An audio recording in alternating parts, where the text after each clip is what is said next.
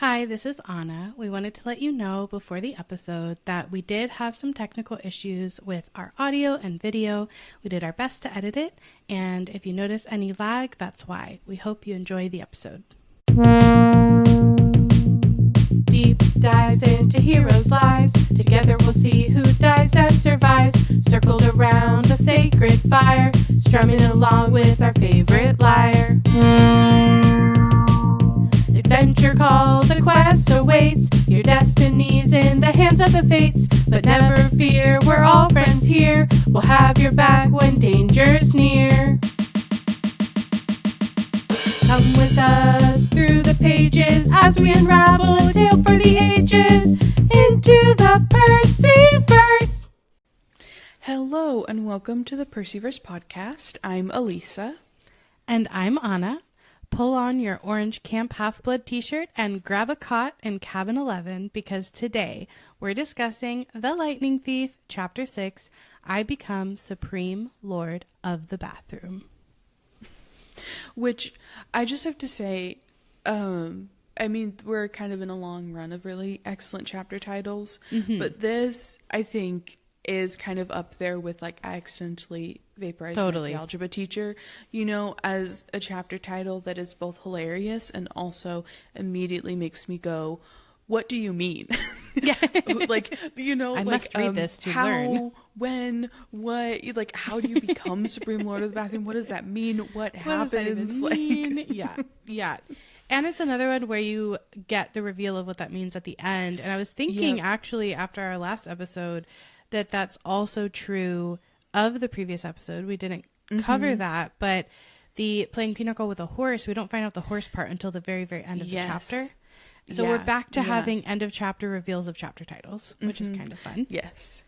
And this is just such a lore world building drop chapter.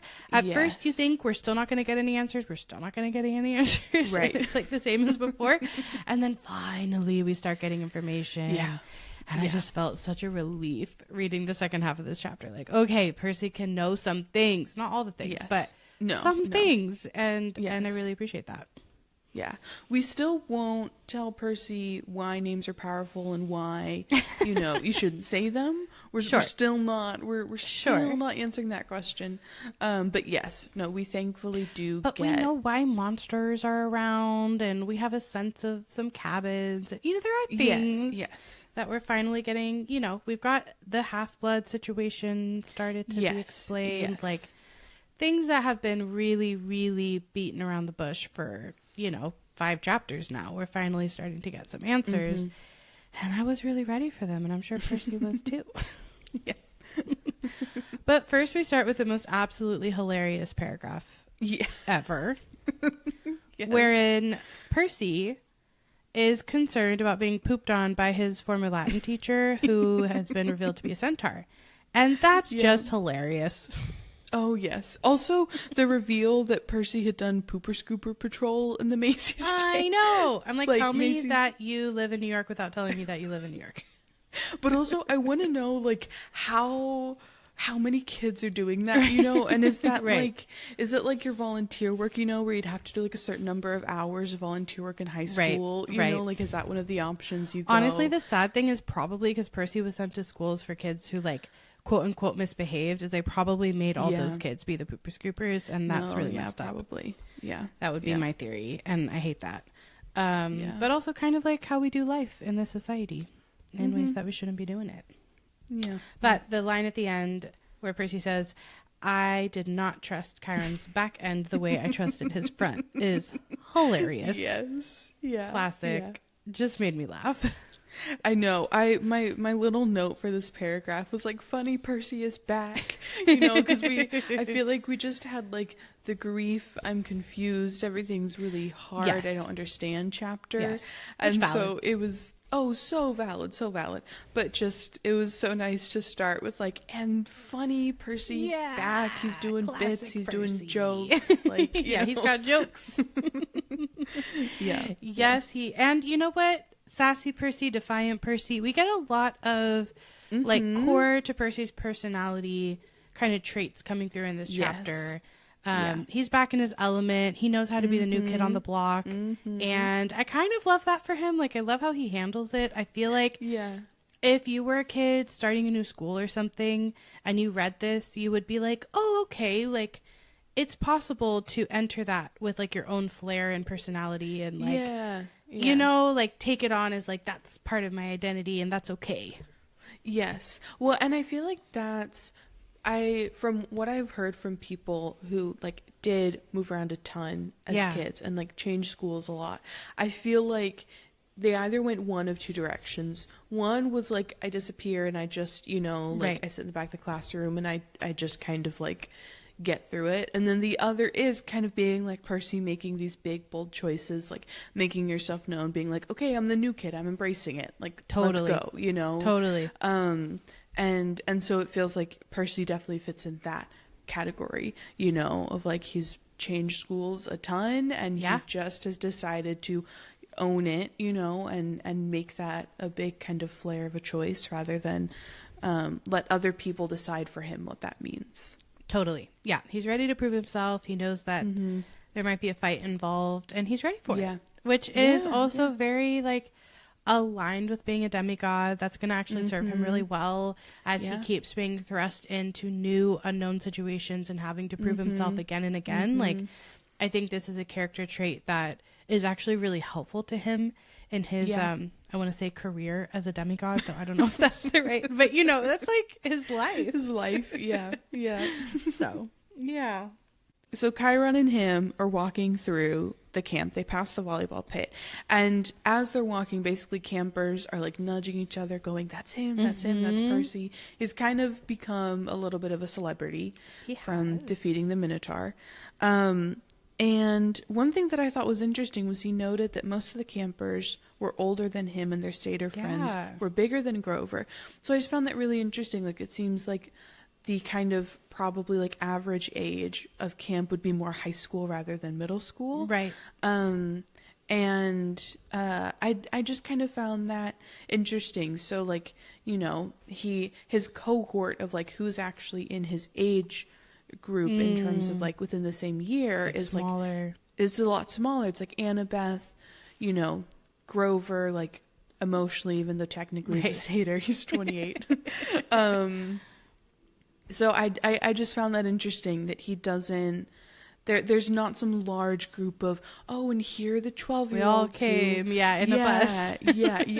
Well, it's interesting, too, because as you're saying that, I'm like, Grover says it's always the 6th grade or whatever. When he, you know, so I'm just like, okay, maybe this particular, like, Percy's particular birth year. I could not say that sentence. You got it. Percy's particular birth year. Everybody say that 5 times fast.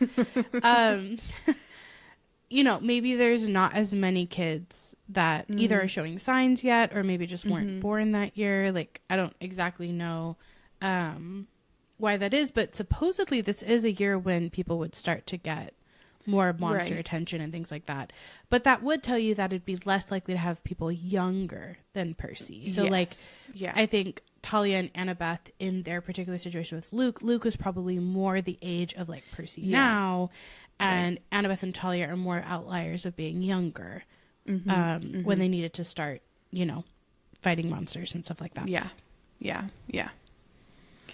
So that's kind of interesting. I also thought that, so, you know, people are doing that whispering. They're noticing the Minotaur horn. They're giving him this attention in a way that he says makes him uncomfortable. And something that I thought was that this is probably one of the first times he's receiving mass positive attention. Because I think he's used to receiving, like, negative attention or people that are, like, judging him for things or whatever. And so I thought it was kind of interesting. Like, he's not used to people giving him this sort of, like, celebrity type attention or, like, positive. So it's interesting he's having to, like, navigate a new landscape, and I'm not sure that that's any more comfortable for him than negative attention is. Yeah, well, because I think, like, what he says right after that is, I felt like they were expecting me to do a flip or something, and I feel like there's this probably discomfort because, like, while he's, you know, used to negative attention more so, that kind of comes with almost, like, I don't want to say lower expectations, but like of an expectation Totally. of like he's going to get into fights or, you know, whatever. Right. Whereas now, like this attention that he's getting as he's walking through camp with people that he doesn't know is that like, okay, do a flip, go do something impressive. Right. You defeated a minotaur, so what else are you going to do? You know, now it's like it's attention, but also attention that's coming with expectations from him, and people are looking at him not just in a, oh, that's the guy who did that, but also, okay, and now go do something else impressive. Yeah, or like, what does that mean? Like, we're gonna hear finally like big 3 material. Are you the chosen one? Like, there's all of these stakes that kind of are coming with that. And also, I think we learned that he doesn't also see his experience with the Minotaur in that way. Like, he wasn't trying to be heroic. He didn't go out and seek danger. He didn't want this to happen to his mom. Like, he was just reacting in the moment the best that he could. Yeah. And he even is trying to, like, summon that energy later and, like, doesn't know how to do it. So I also think he's just so fish out of water in the sense of, like, this is all new and it wasn't intentional, but then he's receiving all this attention for it. And that's just not a great way to, like, process a new thing. It doesn't really help you. Yeah. And, you know, these campers who don't know him are also, like, they would know he defeated the Minotaur, and I'm also assuming would know that his mom died, you know, that they think that she died. So, yeah. You know, or at least have some sense of, like, oh, and something also really bad happened. Annabeth knows. And, and Annabeth knows, but also, you know, is not very compassionate with him about it. No. You know, and we'll get to that part later, but there's, I really noticed how, and, you know, it does make sense, all of these campers are kids, but how all of them were zeroed in on, you fought a Minotaur, and not, oh, and that also meant that you lost your mom, you know, and you had this incredibly traumatic entrance to camp. Like, to them, it's this, he made the biggest entrance we've ever had, you know. But for Percy, it's like, we wish we could fight monsters. Danger. Right. Yeah. You know, but Percy's like, my life was in danger. I just went into survival, like, instincts kind of mode of, how do I try not to die in this situation? One thing I'm realizing is a lot of these campers, though, like, aren't as close to their parents as Percy was to his mom. Not that they wouldn't be able to, like, empathize with or understand the grief of losing a parent, but just that there is also a difference, I feel like, of some of these campers maybe also not giving that as much weight as the success, as the victory. Right. Because for them, like, they didn't have such a positive relationship to lose in the same way, because we learned that a lot of their mortal parents are oftentimes neglectful or scared of the monsters and don't do a good job supporting them. And sometimes that's why they have to end up at camp, like Annabeth. And so then we get a little bit more of a description of the big house, and we also get our hints of an introduction to who lives in the attic of the big house. I'm so excited about that. I was like getting little tingles of excitement. So we get this little description that it's this farmhouse. It's a lot bigger than Percy realized. It's 4 stories tall, in fact, and it's sky blue with white trim. And when he's looking at, so pretty. When he's looking at this brass eagle weather vane at the top, something catches his eye, because a shadow in the uppermost window of the attic, he sees a shadow, and something had moved the curtain, and just for a second he got the distinct impression that he was being watched. Which we know that, you know, he was, and there is something there. And Percy, of course, asks Chiron, like, you know, hey, what's up there? What's in the attic? Naturally. And Chiron kind of does what he does for this whole chapter, which is when he's asked the question that he doesn't really want to answer, you know, his face changes and then he fully avoids it. So he doesn't do a good job of, like, he doesn't conceal on his face that he's, like, hiding something. His facial expression says it, but then with, you know, his words, he kind of tries to evade it. So Chiron says, just the attic, and Percy, you know, immediately kind of in his brain probably going, I saw something. Asks somebody lives there, and Chiron replies, no, he said with finality, not a single living thing. And it's an interesting thing. Percy gets the feeling that Chiron's being truthful, but he also is like, I know something moved that curtain. And, you know, this is a moment, yes, where Chiron's not lying, but he's obfuscating the truth. He's not sharing everything. So he's kind of riding a thin line of, it's not a technical lie, but he's withholding a lot of information. Yeah, it's like a little murky there in terms of truth telling. Yeah, and it is such a sad story that we end up learning of like how the Oracle is there, and I don't think Chiron wants to get into the realm of talking about prophecies at all because of like, is Percy the one for the great prophecy? Like there's just a lot there.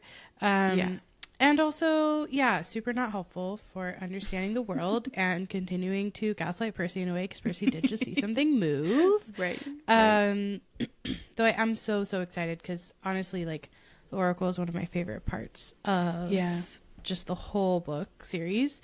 And the attic in general I find really fascinating. But one thing that stood out to me was I had remembered there's this like eagle weather vane, but it just really recalled for me Camp Jupiter and like the importance of the symbol and the standard bearer and all of that kind of stuff. And so I just thought it was like interesting for both camps to have this like quite tall metal important figure, you know, honoring Zeus or Jupiter, just depending. I just thought it just stood out to me more than I think it had in other readings of the book. Yeah. That they both have their way of, even outside of like where the kids get housed, which, you know, Camp Half-Blood, it's by godly parentage, and Jupiter, it's kind of by like military cohort. But regardless of all of that, it's like Zeus still has to be number one in some way, you know, and so the Greek way is, okay, he gets the weather vane, you know, at the top of the big house. He is the tallest point of the building. Yeah. You're welcome. And, you know, that's like a lightning thing, right? So I feel like it is very appropriate. Also, though, it just really stood out to me more. It's really funny for them to have a weather vane when they can't experience weather. I thought that too. I think that's hilarious. It really is like all symbol. yeah Like completely symbolic. But yeah, I noticed that, and then I'm also like super excited to get to the attic in a future chapter. But now we are walking through the strawberry fields, which sounds like such a vibe. And what, you know, I like that we get a little bit of description of satyr magic here, because I find this all very fascinating and fun. I just love magical worlds and entering magical worlds. So like starting to get the like fun, beautiful part of it for me is like really nice. I'm like, monster, scary, fight, battle, but like strawberries, you know, growing in a field. And so we learned that satyrs are playing tunes on reed pipes, and that is like helping the plants to grow. And people, the campers, are also like harvesting the strawberries.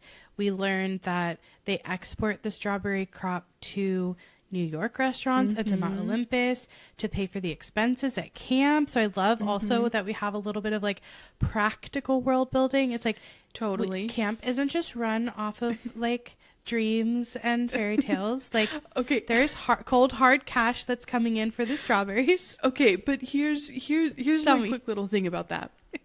Because I read that and my first thought was, oh right, cool, like we get, you know, the description of basically like how they keep the lights on.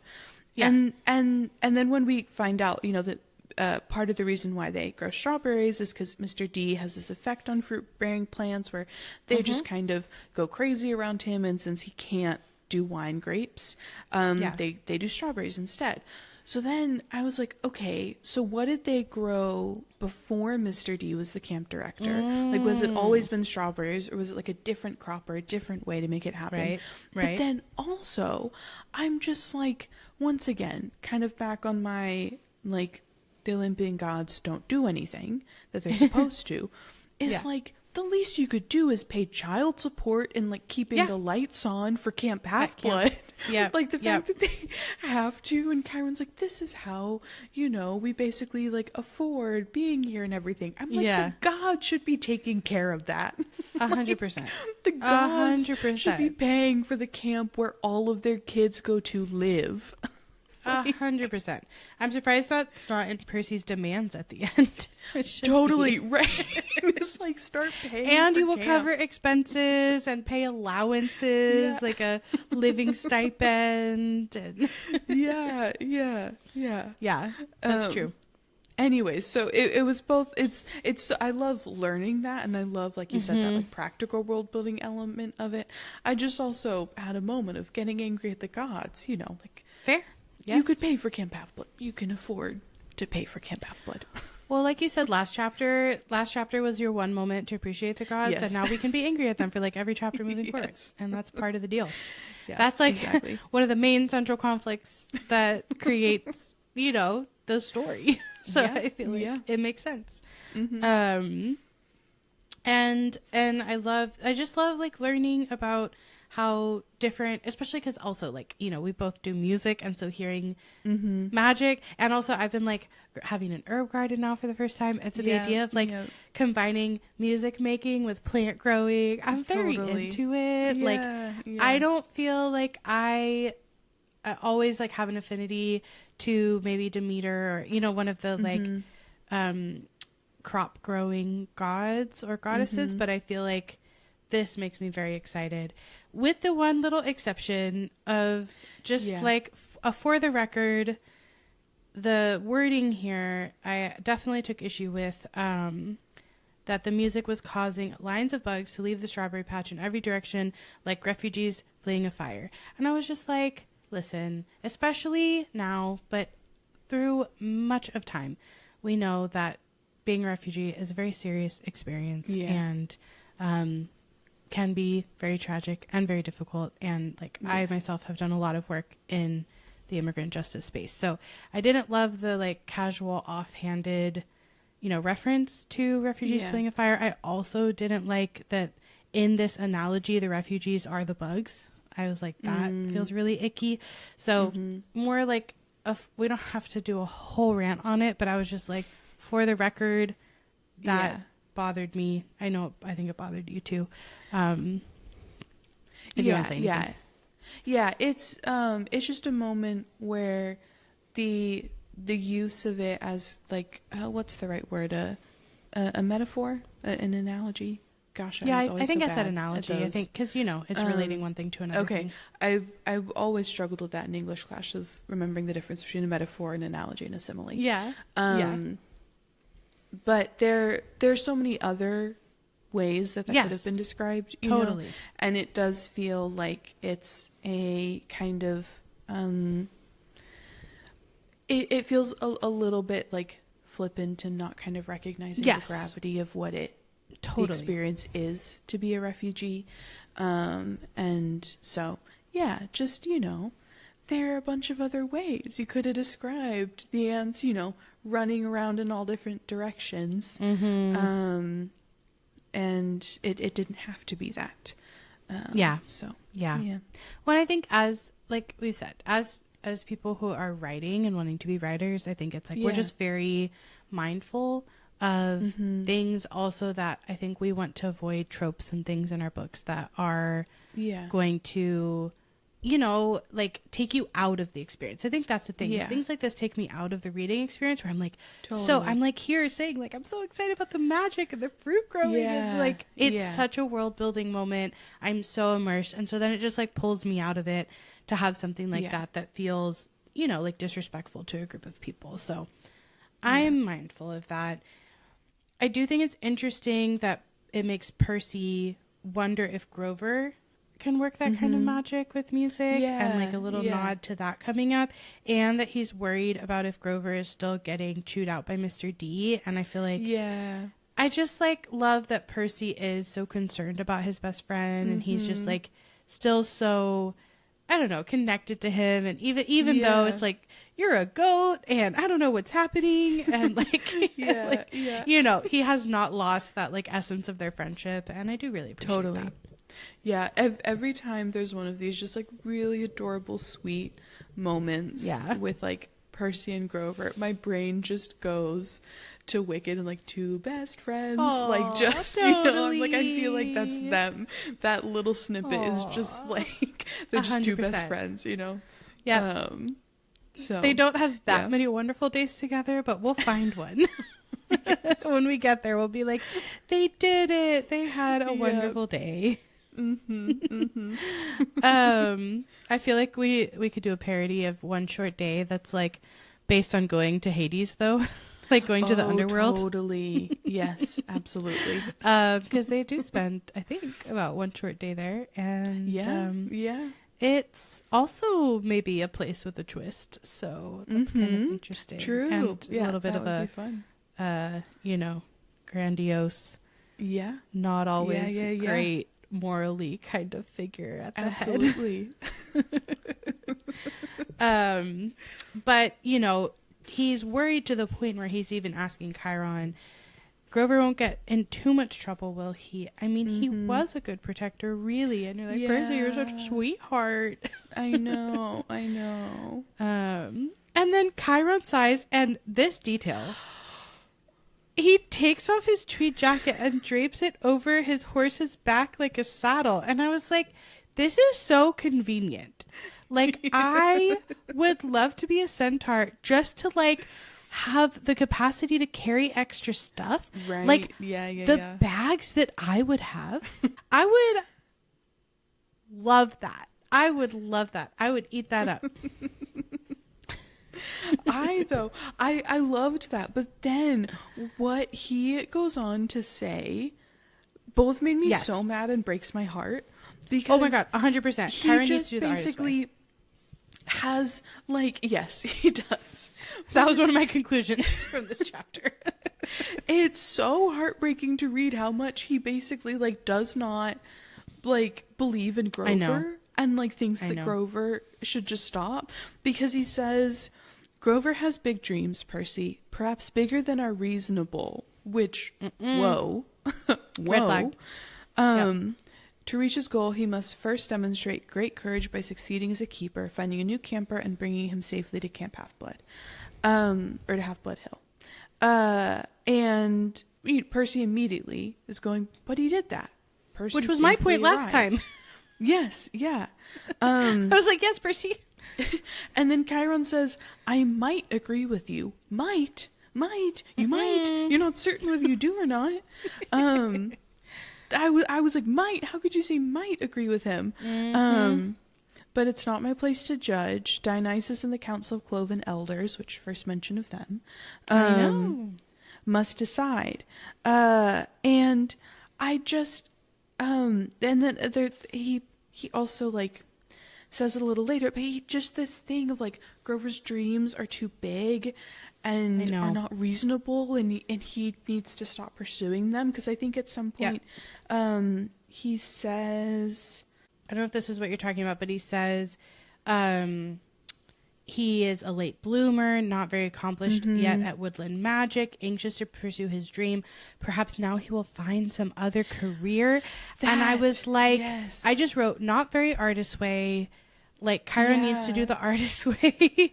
I think we're maybe seeing some of his jadedness from doing the same job for like 1,000 years and having so many depressing things happen. And I think he's projecting some of his own like mishaps or fears or things that have happened to him and like the people he's tried to protect onto Grover. If I'm like psychoanalyzing Chiron for a second, I feel like that's coming up for me a little bit.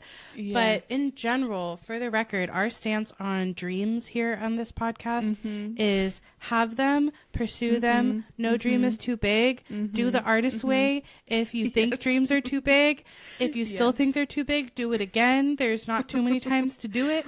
No, I'm currently on time number 5 for me, so never. I'm currently on time number 6. We are currently doing the artist way. If you're listening to this podcast in a few years and going back, we might probably still be doing the artist way. Also, it's not the only way to heal your creativity. It's just a really good way. No. But that's our official podcast stance. I think I can say for both of us very safely. And so we vehemently disagree with Chiron here. And I do appreciate that we know Grover is going to get, you know, a great arc around this. Yeah. But for all of Chiron's like insistence on believing in Percy. Yes. Even with Percy's challenges, I think it's really sad that doesn't extend to Grover. Yes. And that's just what I couldn't stop thinking about when I was reading this, because, you know, up until this point, we have experienced Chiron as this wonderfully supportive, uplifting mentor figure, you know, who believes in Percy when all of his other teachers don't believe in him, who's like the only one outside of Sally who, you know, sees like you can do great things. And so then to hear him then turn around and basically treat Grover kind of in the complete opposite way, and in a sense, like, kind of, even though Grover's not there and he doesn't hear it, like, Chiron's basically reaffirming Grover's own belief about himself that he's a failure, because that's what Chiron is essentially kind of communicating to Percy here, is that, like, nope, he failed and he needs to give up on this and do something different. Yeah, and like this was his second chance. And if you can't make something happen in 2 tries, you should just give up on it. Like, that's Chiron's stance. I'm like, that's ridiculous. Like, the number of things I have failed on more than once, but then done well. Like, that's how you do things well. Is trying and failing and then trying again. And yes, I know lives are at stake here. So I understand that, like, there's a piece of that, a component of that. But I actually think this is really harmful to Percy too, for 2 reasons. One is Percy immediately feels guilty because he gave Grover the slip in New York. And so he feels like if that's one of the marks against Grover, that's his fault. So that's a problem.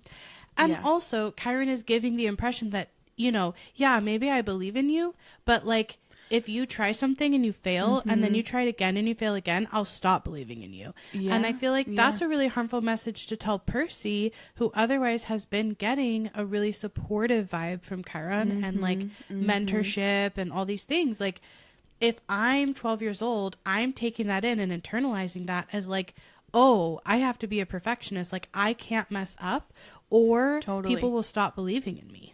Yes, yeah, absolutely. Well, and then when we find out from Chiron that satyrs mature half as fast as humans, so even though Grover's 28 years old, he is, like, developmentally a middle schooler, you know, it's just like, okay, well, if Percy is allowed to fail and mess up because he's a human 12-year-old, why can't Grover, who's a satyr, also be given that same, like, grace and understanding, you know, like, it's just, it definitely, it was a little kind of piece where, you know, Chiron's flawed, as everyone is, you know? And it's a good reminder not to put people on pedestals. Like, everybody has limitations, everybody, nobody's perfect, you know, everyone has room to grow. I think this is just like a really big area, you know, that I think is problematic. And I also think, like, we're unfortunately then, you know, I know satyrs, I don't want to judge satyrs based on like human development, but I'm like, we're kind of adultifying satyrs now. Like, if they're really a middle school level, and then we're saying like, you have to be responsible for keeping someone alive and bringing them here and stuff like that. I'm like, is that an okay thing to put on someone who's developmentally a middle schooler? Like, that normally wouldn't be an okay thing to do. Yes, no, absolutely. I completely agree. Because, and that's not something that's really like addressed, that they're basically sending a child to go make sure that another child doesn't die. Yeah, like, I'm like, do we see this as a tiny bit problematic in some way? Like, just because you're half human, half goat, like, does that somehow make that more okay in this world? Because I don't think that's ever explained in any way that makes me feel more okay about that. And about, like, holding them to the standard, and then you're getting judged in front of a council of, like, way older satyrs, who I'm sure made plenty of mistakes in their day, but have forgotten about them or choose to ignore them. And Mr. D, who is not inclined to be compassionate to anyone ever. Yeah. So, more than I ever had thought about that before, but I have really strong feelings about it, it turns out. Mm-hmm. I feel like that's the tagline of when you read a book incredibly slowly, a chapter at a time. Yes. It's more than I've ever thought about that, and I have really strong feelings about it. It turns out. Maybe we should make a podcast to discuss that. Okay, so then Percy goes down a really interesting train of thought that I think is super astute of him, where he is starting to wonder about the underworld because Chiron isn't... Sorry. Oh, yes, go Very ahead. quickly, before we get to that, Okay. I do just want to say that it's very much glossed over, I feel like, in the book, that Grover has been the equivalent of a middle school student for the past 6 years. Oh my and gosh, the that's fact true. That Yes, satyrs I did underline basically live middle school and high school for 3 times as long as a human. Yeah. So they're just stuck in the misery that is puberty and that time in your life when every emotion is at a 50 out of 10, and you're just to the fact that gets elongated so much, that you end up being a middle schooler if he's been a middle schooler for 6 years now, and so he's the equivalent of a 12-year-old, he has many more years to go of being my gosh, that, totally. Oof. I just was that is rough. 100%. That is a long time, no matter how middle or high school is for you, like you said, that developmentally can be just a really, if nothing else, a really intense phase. You said, 50 out of 10. It might not be terrible all the time. It might not be great all the time. Right. But, it's intense. It's a lot going on.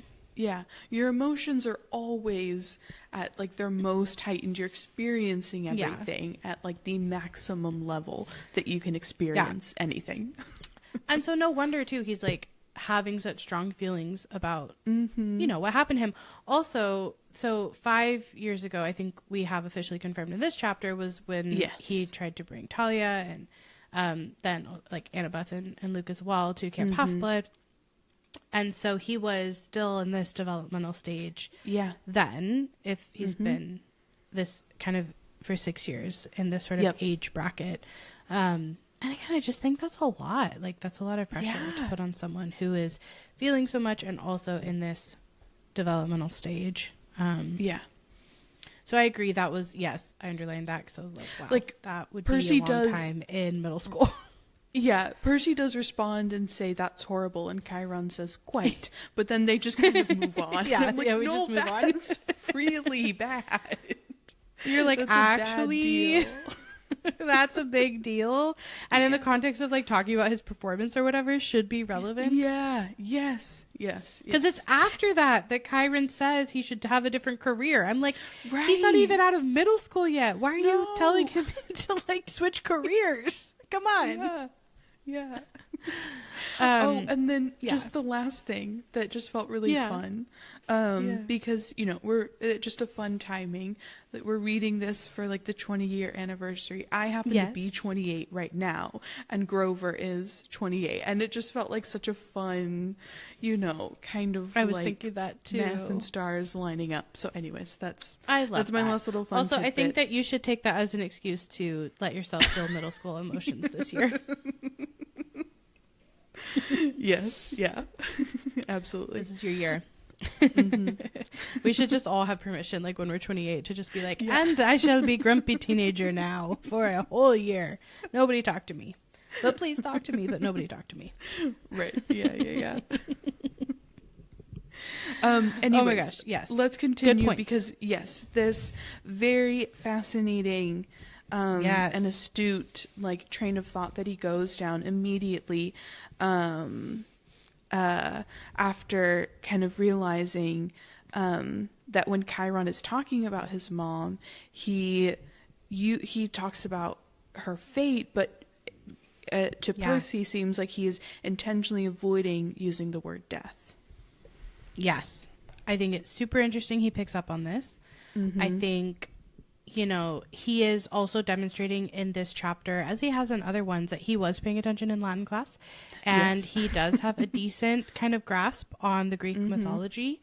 And so, also, I think it's super normal when you've experienced grief, like in the very sort of classic stages of grief, which aren't linear.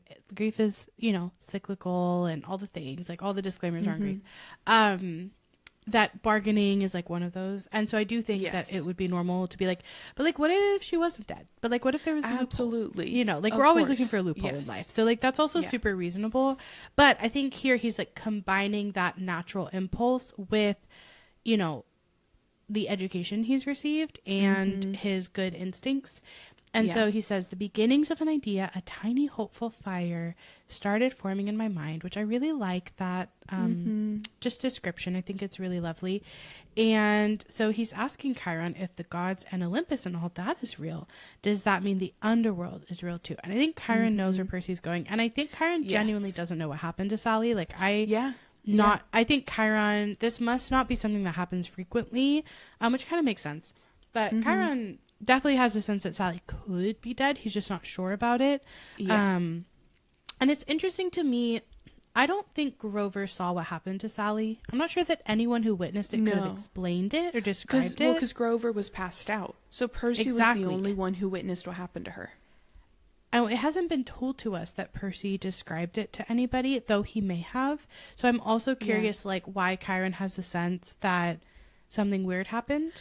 Like, maybe it's because there's no body. That's what I was about to say, because Sally is immortal. Sally is mortal. And as a mortal human, if she truly had died, I think Chiron would know, okay, we should expect to see her body. And the fact that there was not one on the hill, I think is why I get the sense he has an inkling. He has an inkling that even he may not know what else is going on, and I think he probably, because he doesn't understand what happened, he doesn't want to give Percy false hope or a sense like tell Percy your mom could be alive or is totally alive when she might actually in fact be dead.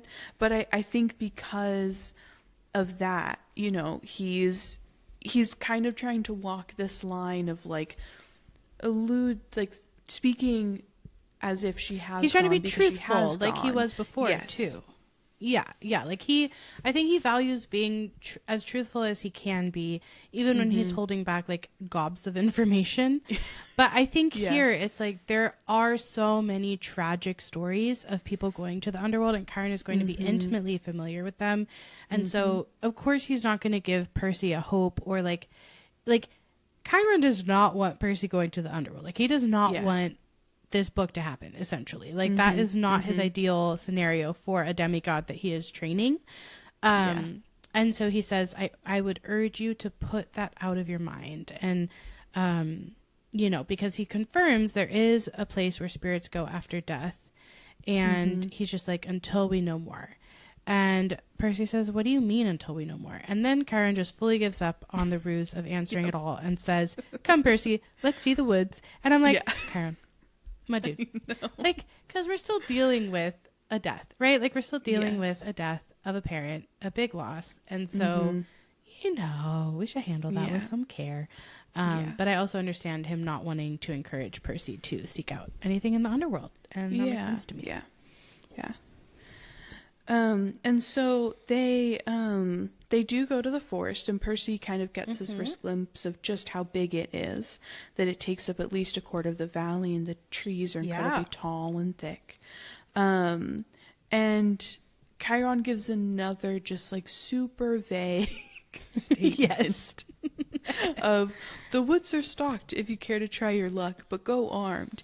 And at this point, for me, this is where I went from like being like, okay, Percy needs some answers, to then just getting flat out like annoyed with Chiron and being like, because Chiron knows out of everyone at camp, Chiron would be the primary person who knows what information Percy does and does not have. So Percy would not know that the woods are stocked with monsters. He would not understand what that means. And telling him to go armed, he has no sword, he has no shield, he has no weapons of any kind. He has no training. You're training. And this is just the point where I just started to be like, Chiron, come on. Like, this is like negligence at this point. Literally, I'm like, you opted him out of watching the orientation film, right? Which probably would have told him woods are stocked with monsters, you know? So like, you have to tell him. Like, stop giving vague information. Absolutely. I'm like, did Rick Riordan just like not want to have to write the orientation film? He was like, I don't want to reveal too much information too early, and you know, like, the reader needs a little more mystery. Yes, like from like when I take a step back, I fully understand the like writing purpose of this, you know, to keep us in the dark, to still have the mystery, all of that kind of stuff. Totally. But I'm just like, come on. Yes, Chiron is being really annoying in this chapter. 100%. We get a lot more answers from Annabeth than we get. I just wrote no answers beside this part. I was just like, come on, man. I know, because Percy literally asks him, stocked with what? Percy goes, stocked with what? Armed with what? And then Chiron goes, you'll see, capture the flag is Friday night. Do you have your own sword and shield? Like, no. Which, can I just say, he knows. Chiron knows. And he even says, no, I don't suppose you do. I'm like, Chiron. You taught the kid, right? The kid left the school. The kid went with his mom to Montauk. The kid went in a car, got chased by a minotaur, kills a minotaur, shows up, sleeps for 2 days, has a conversation with you on a porch, and now you're walking through camp. Like, that is what has happened so far. When would he have gotten his own sword and shield? It's just like, you know the answer to this question. Yeah. My dude. I don't know. I was like, Chiron is a little bit unhelpful in this chapter, is how I'm going to say that. Yeah. And a little bit annoying. I found myself getting annoyed at Chiron. Which is not normally how I feel about him. Yeah. Normally it's warm and fuzzy. Yeah. And so the tour continues, and Percy kind of wants to ask, like, what summer camp am I at that has an armory and all this other stuff? But he's just like, okay, I'll just continue on the tour and, maybe figure it out along the way. Yeah. And so they see the archery range and the canoeing lake and the stables, which Percy notes Chiron didn't seem to like very much, which I thought that was hilarious. Understandably and very, very He's funny. like, oh, those are regular horses without human heads on them. Oh. Well, but also probably I interpreted that more as he doesn't like it. It makes him feel cooped up. Like the stables being like confined. That's how I've always interpreted that, is like he sees the stables and he feels confined, and like he does not want to be. I just feel like he doesn't want to like even think, like he just want to associate himself with like a horse that doesn't have a human body on it. It's like, not my stables. But yeah, I don't think he'd like to be in a stable at all whatsoever. No. And then they also see the javelin range, the sing-along amphitheater, and the arena where Chiron says they hold sword and spear fights, which again, Percy's like, clarification, please, what do you mean? Yeah. And Chiron... all Chiron says is cabin challenges and all that. Not lethal, usually.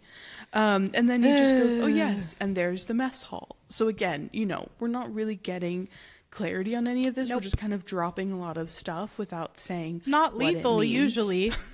Right. Again, my dude. Yes. And so then we see the mess hall, and we get our first description of it being this outdoor pavilion framed in white Grecian columns on a hill overlooking the sea. And that there are just beautiful. And that there are a dozen stone picnic tables, no roof, no walls. And Percy asks, what do you do when it rains? And Chiron looks at Percy as if he'd gone a little weird. And this was kind of like my breaking point, where I was just like, no one has told him they do not get weather. How can you look at him like, what are you talking about? Why are you asking, what do you do when it rains? And then Chiron doesn't answer him. He doesn't say like, oh, hey, no one's told you, so we don't get weather here. It doesn't rain here. Yeah. Yeah. I'm just, this was my breaking point, where I was like, well, and he answered kind of snarky. He's like, we still have to eat, don't we? I'm like, Chiron. Yeah. Like, there are some questions you don't want to answer because it's like, oh, I don't want to send a kid to the underworld where like people die. Right. Like, sure, right? Yeah. But this one is just like, basic mechanics of camp. Camp 101. Yes. Like, aren't we doing camp tour? Doesn't camp tour involve the fact that it doesn't rain? Isn't it relevant to be like, how do we grow strawberries if it never rains? I want to know the answer to that question. Yeah. How does that magic work? So this was my 0 answers. Like, Chiron, you have. Yeah, this is my last straw with you on this, Chiron. I can't take it anymore. Pun intended. Yes. Okay, but then we get to the cabins, and all for me, it like my annoyance just like dissipates because it's so fun to get to this part where we start to get to learn about the cabins and we get them described. Here, take it away with our cabin description. There were 12 of them, nestled in the woods by the lake. They were arranged in a U with 2 at the base and 5 in a row on either side. And I felt like we're in the serious description moment, and then we get, and they were without a doubt the most bizarre collection of buildings I'd ever seen. And I just, that's classic Percy Jackson. You're like, ooh, Greek mythology, and then hilarity. It's like, it's the gravitas of Greek mythology with like the silliness of like the modern world. And that's what I love exactly. about this. And like what it would be like here. Yeah, that's what we love. That's what we're here for. So you have the large brass numbers above the doors. The odds are on the left side. The evens are on the right side. And I always like to orient myself to the like Camp Half-Blood universe with this too. I feel like it helps me remember like how everything is sort of positioned for all of the later books when you're like hearing descriptions of things happening around different cabins or in different cabins. And then something that's really interesting to me is it says that none of them looked alike from each other. And then we go through, we don't describe all of them, and we don't describe them in order. And there's something like interesting to me every time about that, where I'm like, okay, expecting that, okay, number 1 looked like this, number 2 looked like this, or maybe you go through all the odds and then all the evens, but it's super, super kind of random feeling. It's kind of interesting. It to me feels a little bit, and you can, as the one of us who does have ADHD, please correct me if I'm wrong about this, but it feels to me a little bit like a moment of kind of we're in Percy's ADHD brain of like that over there, I was feeling and that over too. There, and you know, like that's kind of why it's out of order, and there's not really, he's not going and 1 and 2 and 3, you know, he's kind of like they have smokestacks and they have that and this one, you know, like no, it was that's giving where me we that get vibe. Them like that. I feel like it's just not usually how you read descriptions. Like if you were reading this in like a textbook where they were all labeled, you know, you would have them like in number order. But yeah, it was definitely giving me that vibe. So number 9 had smokestacks like a tiny factory. So Hephaestus. It's kind of also fun to like pick out, especially you know, we know, but like even the first time you're reading it.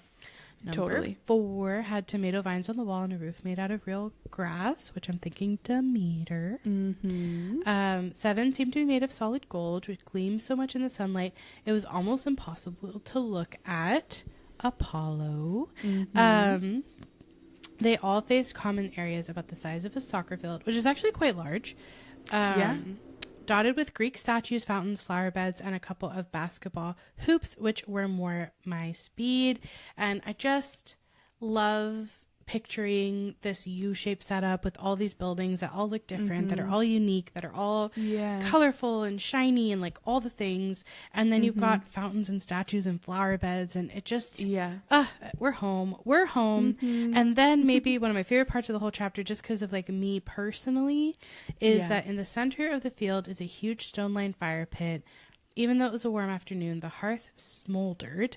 Hearth being a very important word here, because a girl about 9 years old was tending the flames, poking the coals with a stick. And this is Hestia, and I love Hestia. And Hestia will also be very important at the end of this book. Yes. Or the series, rather. And I just love how many things that are so crucial to the big ultimate kind of battle or tug of war with good and evil or conclusion are getting set up so early in this book. Oh my gosh, yes. I mean, so here we have Hestia, and Percy even noticing her, and the fact that we get the description of Percy noticing her is absolutely crucial, because she's going to be the one to hold Pandora's jar, not box, like in the battle, and like keep it safe and protect it. And then also in this chapter, we basically get the like emotional reason as to why all the demigods like turn on the gods and join Luke and Kronos. It's like we get all of that. And then even the fact that there's like the mention of the Oracle. Like, I mean, not by name, but that we kind of get like a hint of that, you know, and Annabeth being like, I can't believe I thought you were the one. Like we Chloe saying big three. Yeah, this chapter is basically just like the major like beginning Easter eggs for like the whole big it's jam packed.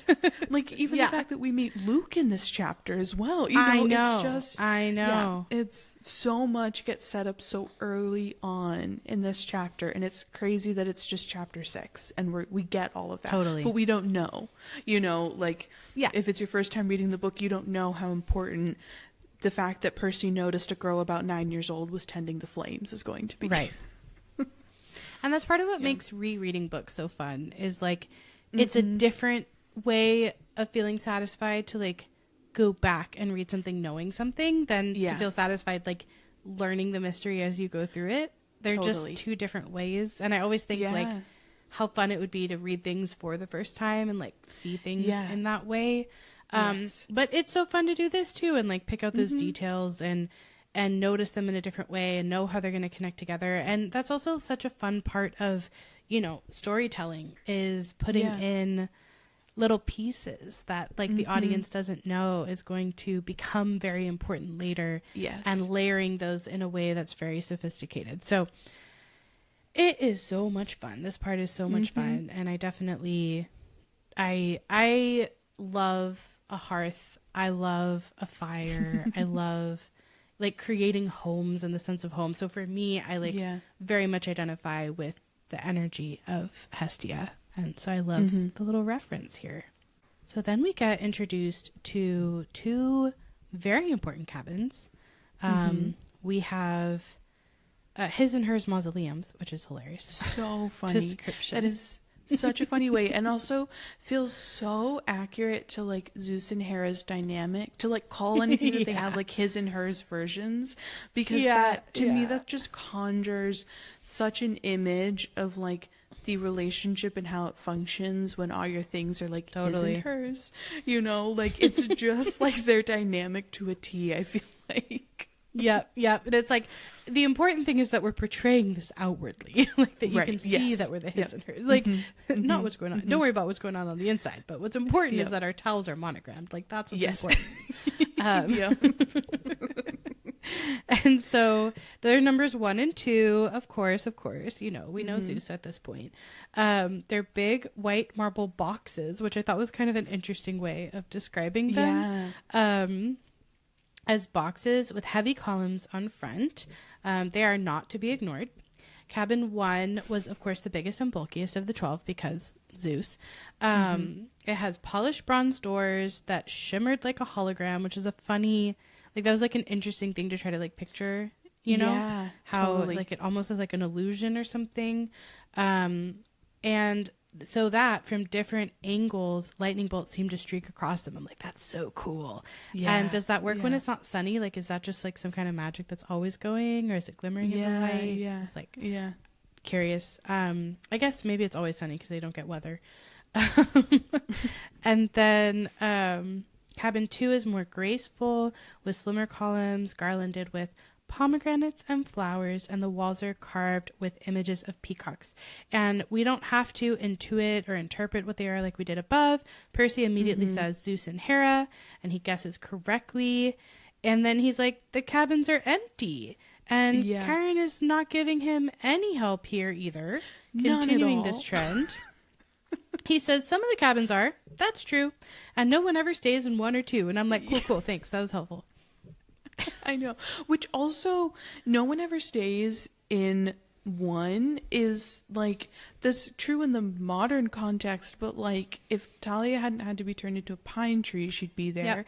And like before the pact, like there were kids staying in cabin 1. No one ever stays in cabin 2 is a true statement because it's Hera. True. And she's married and you know, she's like, I shall not cheat on my husband and produce demigod children, you know. Right.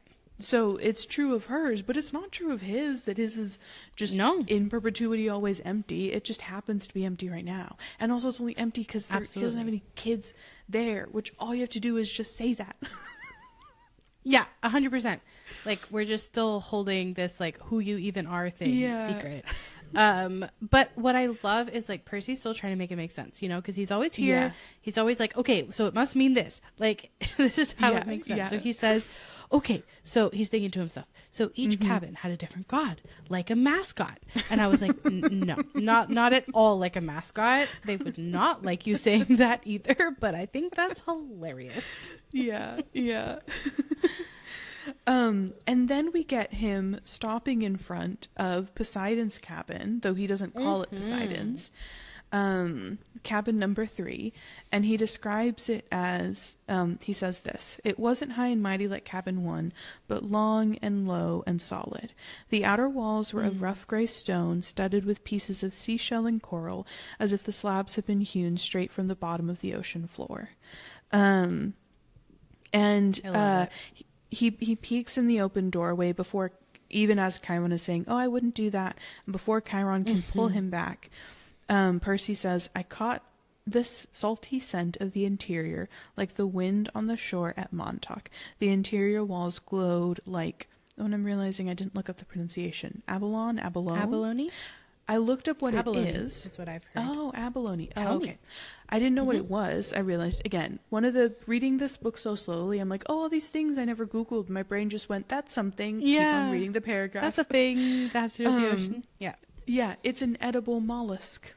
So there you go. Mollusk. That's what it is. Yeah. Yum. But so Percy sees that there's 6 empty interior bunk beds with silk sheets turned down, but no sign that anyone had ever slept in them. And he says the place felt so sad and lonely that he was glad when Chiron put his hand on his shoulder and said, "Come along, Percy." But I just love that he, without, even though he hasn't tied this to Poseidon, that the scent reminds him of Montauk, and that, like, totally, he's like drawn to it. Yeah. I feel like these 2 paragraphs are so, like, sentimental, or I feel them in a very sentimental way. Like, I think the descriptions they feel very caring, like they're very specific, and they feel very suited to Percy. And I think, you know, even like the language, it's like seashells and coral, as if the slabs had been hewn straight from the bottom of the ocean floor. I'm like, who uses the word hewn?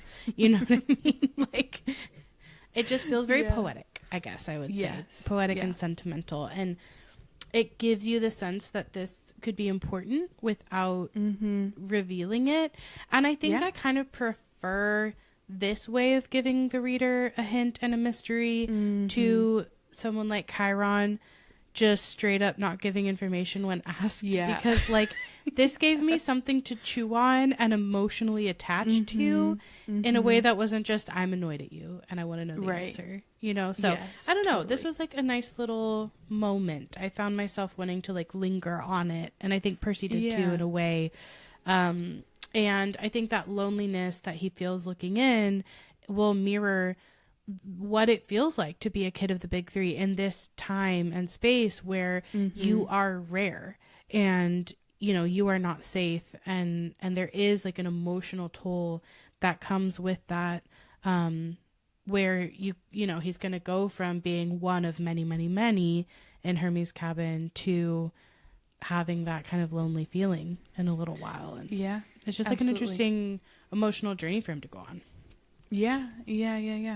And I do think I even noticed, like, him seeing and naming specifically the 6 empty bunk beds is going to be in such stark contrast to then when he enters cabin 11 and it's so full that kids are taking, like, little basically patches on the floor, you know, to sleep in, because it's just so overstuffed and so overcrowded. Totally.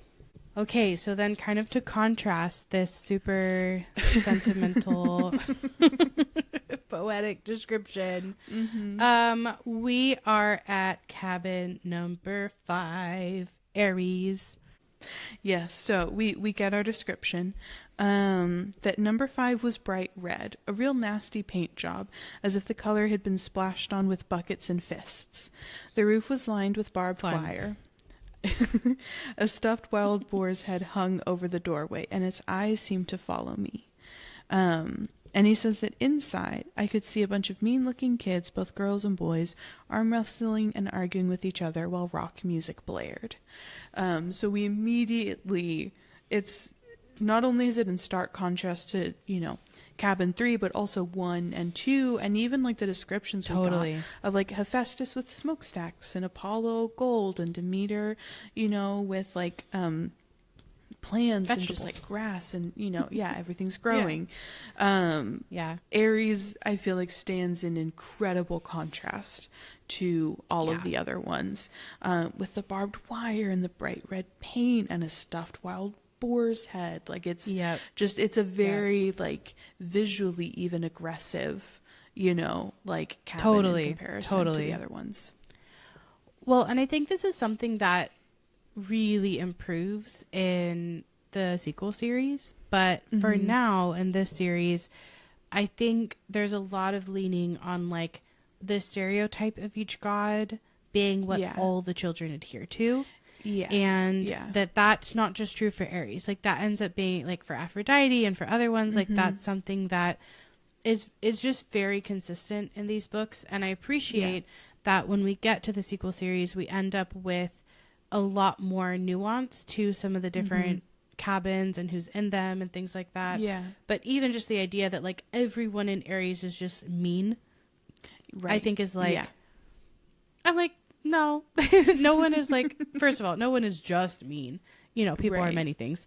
But also like, I don't, I know that Aries is going to be a big enemy for Percy and we're kind of setting up this kind of energy right now.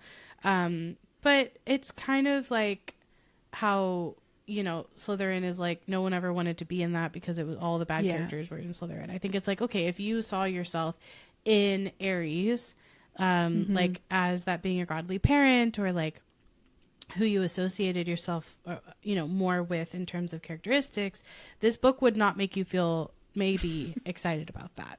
And future ones, I think, do a better job of navigating that. Yeah. And I think that's also why I really love and appreciate the storyline that Clarice has over the course of these 5 books. Like in Sea of Monsters, we really understand her relationship with Aries, and in that book, we kind of see that she's doing a little bit of like the hurt people thing, where like Aries is mean to her and so then she turns around and is mean to everyone else. But then also that we see like in Battle of the Labyrinth, we'll see like this really kind caretaking side of Clarice, and that like she is also capable of like immense love and loyalty, and we'll also see that in The Last Olympian with her friendship with Selena, like and how important that is to her, and impactful. And so I appreciate that while she's a character that starts off with no nuance, I would say, she's a character who grows into becoming one with a lot of nuance. Totally. I agree. I do think she's kind of an exception for that. Like we start here with, like you said, not very much nuance, and then that will change. And I think that will then track into some of the other books that will will bring some more nuance to other cabins, like Aphrodite, for example, with Piper. Yes. And so then I need to get on my soapbox, and it will be a very familiar soapbox. It's a soapbox we have unfortunately it's time had to do our many times. Don't do fat phobia in books, writers. Just don't do it. It's now becoming a segment. It's that time again. It is it is time for the regularly scheduled segment, unfortunately. And I just have to say that out of even all the characters, like she's the only one where like the first descriptor of her that we get is her shirt size. I think she's the only one we ever get a shirt size for. Yeah, we don't get a shirt size for any of the other characters. We get a shirt size for her. It's kind of the only, like, otherwise, it's that it's the loudest girl, or the loudest was a girl maybe 13 or 14, and then it's immediately she wore a size XXXL Camp Half-Blood t-shirt under a camouflage jacket. And that's, like, the only descriptor that we get before Percy says that he zeroes in on her, just like Nancy Bobofit would, but she's much bigger and tougher looking. And then we get that her hair is long and stringy and brown instead of red. And that's all we get of her before we, like, meet her and have any interactions with her. And then the other thing that, and I'll say it now, because otherwise I'll just be getting on and off the soapbox too many times for the rest of this chapter, is that every other time she's described when Percy does interact with her and meet her, it's always the big girl, Clarice. Yeah. She's big. Her and her friends, they're big. It's like the only adjective that is used in this chapter, basically, to describe her. And when I was kind of reflecting after reading the chapter, I was thinking back to how Frank is described, of kind of this, like, stocky, burly build because he's a child of Mars. And I was like, it would make sense for children of Aries to lean on the kind of, like, stockier, more muscly, like, kind of, like, they are people who can, like, if we're going in kind of, like, just, like, categorizing these kids as kind of, like, one thing. Children of the God of War being physically, like, they can beat someone up very easily, makes sense, right? Totally.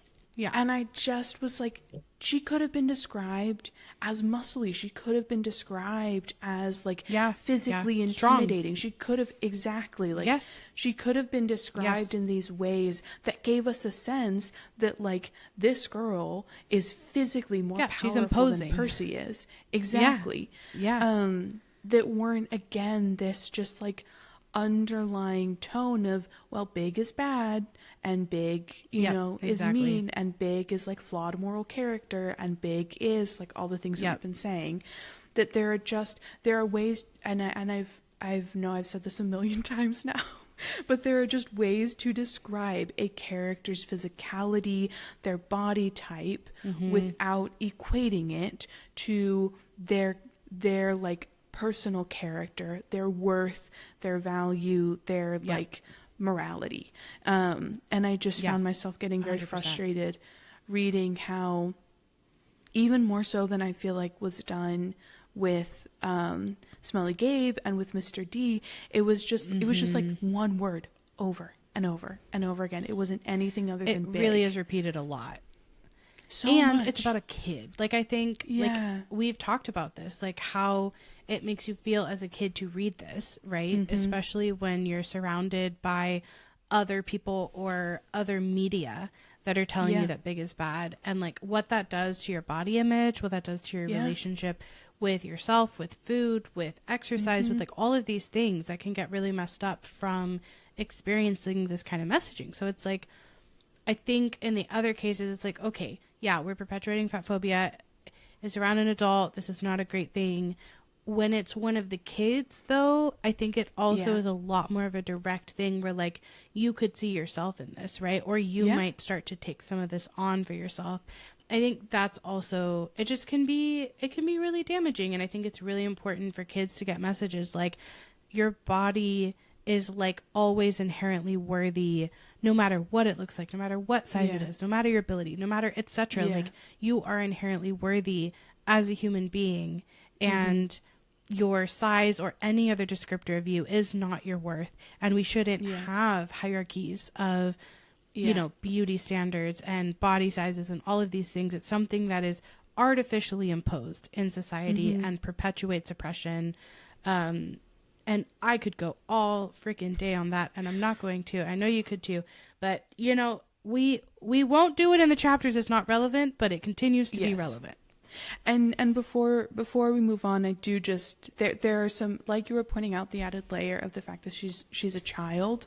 There is another added layer of the fact that she's a girl, and like that her bigness is a problem, that the physical space that she occupies and takes up is too 100%. Much and is a problem, is a message that little girls are told from like birth, is that you need to be as small, as tiny, both physically and emotionally, like in every way. You are not to take up space. And it really stood out to me how much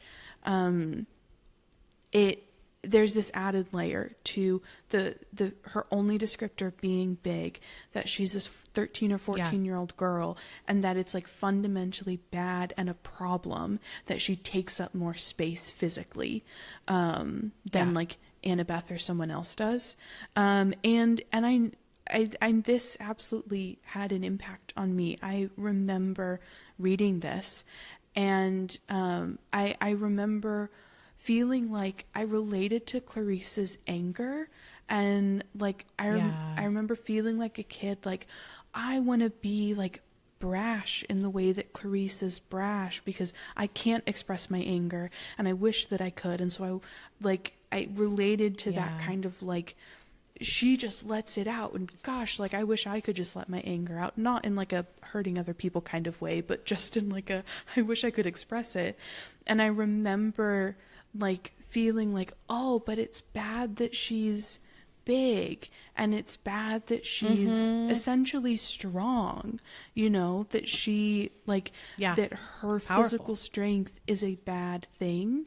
And I remember that making me feel bad when I was reading it, because I also, as a kid, like wanted to be physically strong, and I wanted to be able to physically protect myself in the way that when you read Clarice, it's like, oh, she can physically hold her own and protect herself. She can take you. Yeah, absolutely. And and I just, reading this back now, like I wish the focus could be that what's happening that isn't okay is that she's bullying Percy, and not that it's her size. You know, that's the problem. Or even inherently that her physical strength is the problem. Yeah, because the other thing this is making me think that's important to say is that this is also, I think, perpetuating the idea that anger is not okay, that girls shouldn't be angry, which is a really big thing that happens as messaging, but also that anger is not okay, that anger is scary, that anger cannot be had in a way that is healthy. And like, that's also such a detriment, because so many kids are told that. So many parents and adults are afraid of kids being angry. And anger is such a valuable emotion. It's such an important emotion. So many of us have complicated feelings with anger. And I think here we're tying the idea, like you're saying, of anger with something bad, like with a bully. And we do see Percy's anger, and I think we see that in a way where he's able to express it. But I think that's another like layer of this that I haven't delved into too much in the past, but that I think is really important. And I wanted to say, from what you said earlier, that we know that this stuff is having an effect, because, and especially on girls, but like my understanding is that research is showing that kids, and especially girls as young as 3 or 4 years old, already have an awareness of body size and already have a desire to be smaller. And the tie-in that I want to make with the conversation about Grover earlier, that I think about a lot in my work, is that when you are told that you shouldn't take up as much space, I think that translates to feeling like your dreams and your ideas shouldn't take up as much space either.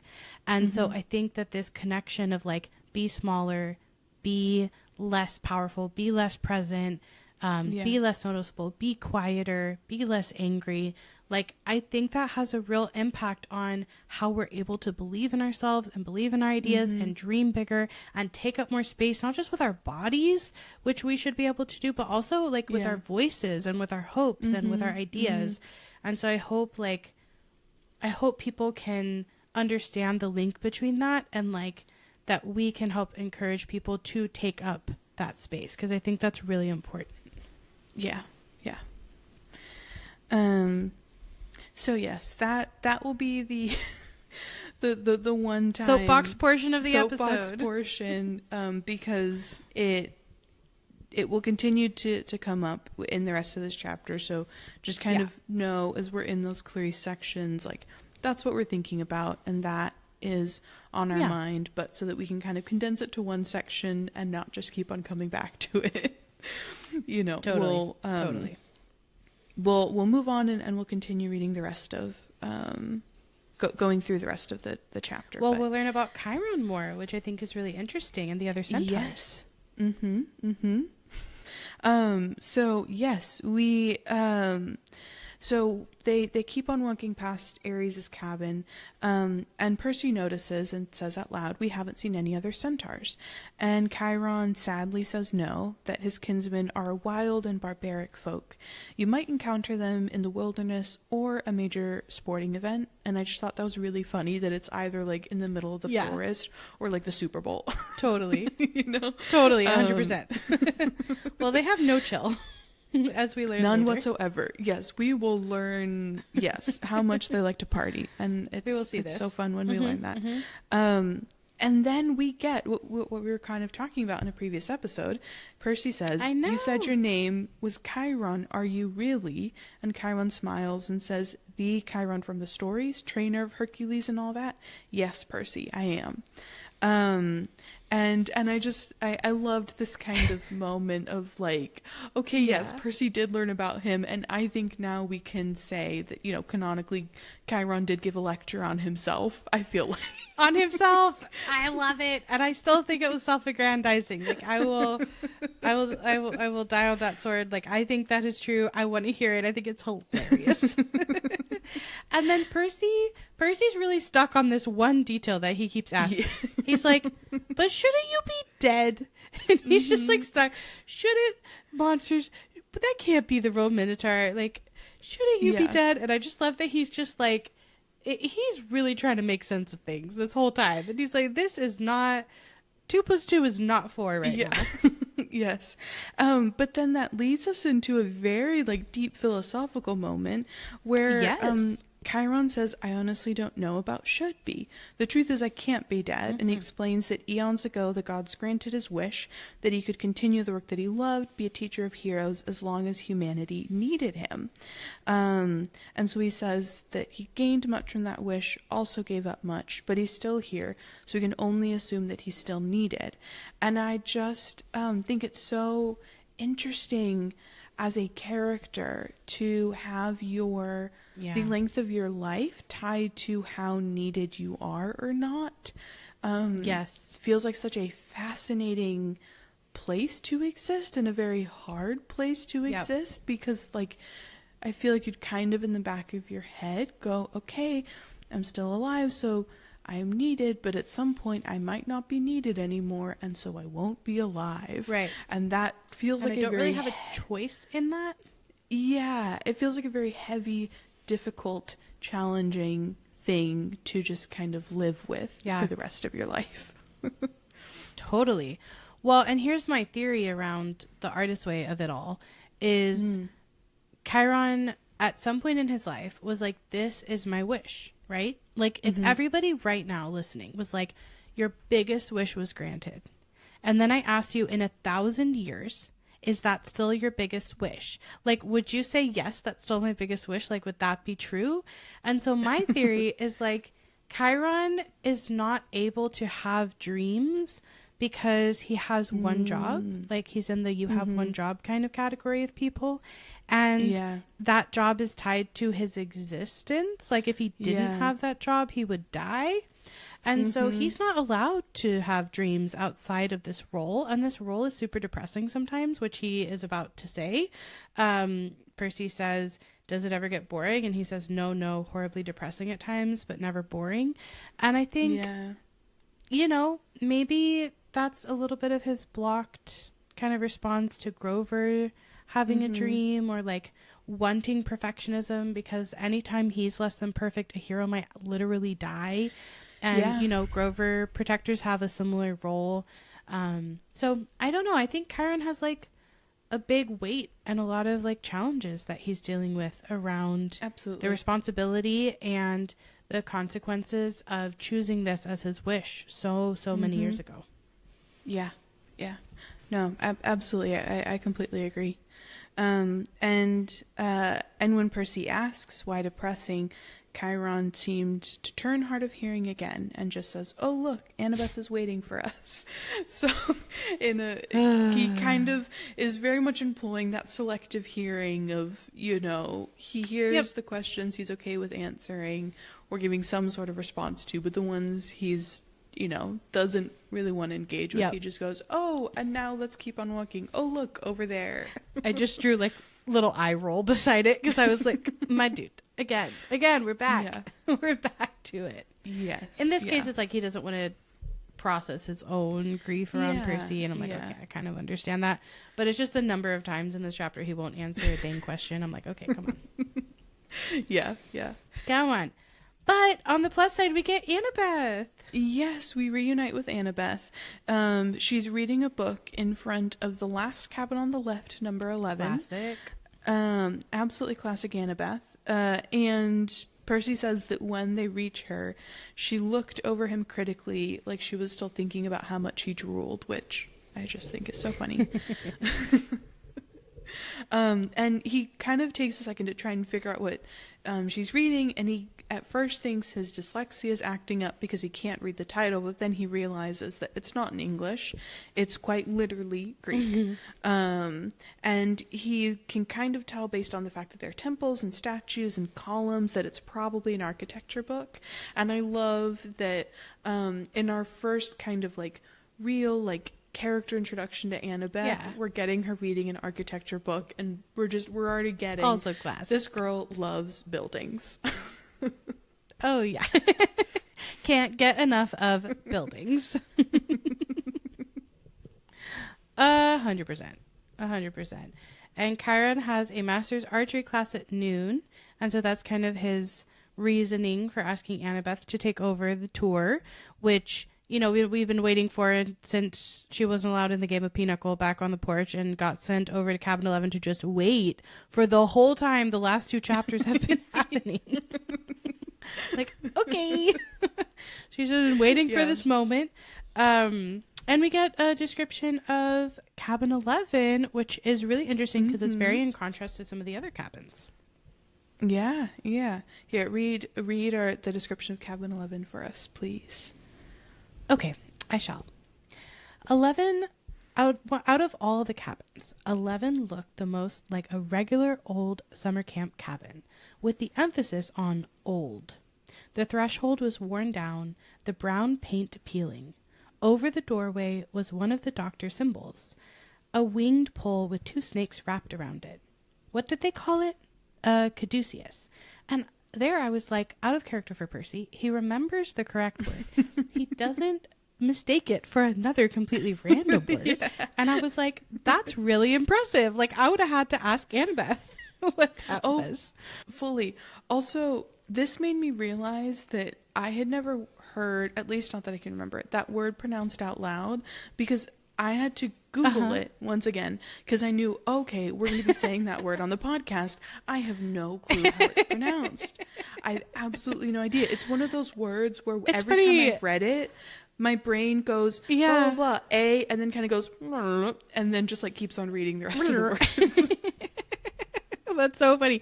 I don't know if it's because I listen to audiobooks that sometimes I hear things pronounced or just have heard them in other contexts, but I think that might be an advantage I have of at least like that, which is not always like the audiobook isn't always correct, especially if it's like a person's name or something. Sometimes they'll change it up or something like that, but maybe that's why I've heard some of these words pronounced before. But it goes on to say that inside the cabin was packed with people, both boys and girls, way more than the number of bunk beds.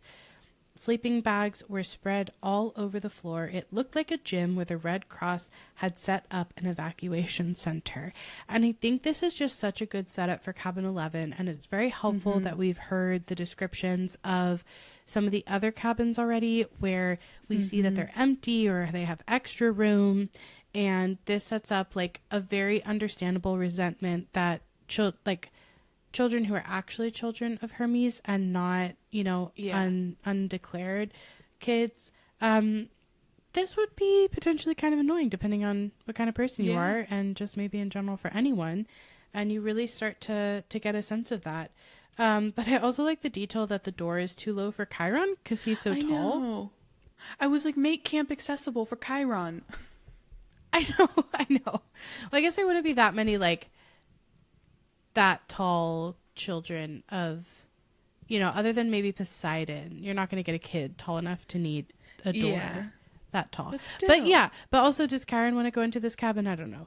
It might smell a little bit with all the kids in there. Maybe when they were building the cabins, he was like, "No, you can keep them low. I don't." He's like, "No, it's okay. It's okay. Don't worry about it." Yeah, like I would, that would kind of make sense. But then they all stand and bow respectfully to him, which I thought was very interesting. Yeah, as well. And so Chiron bids Percy good luck and then gallops away towards the archery range, and Percy's standing in the doorway.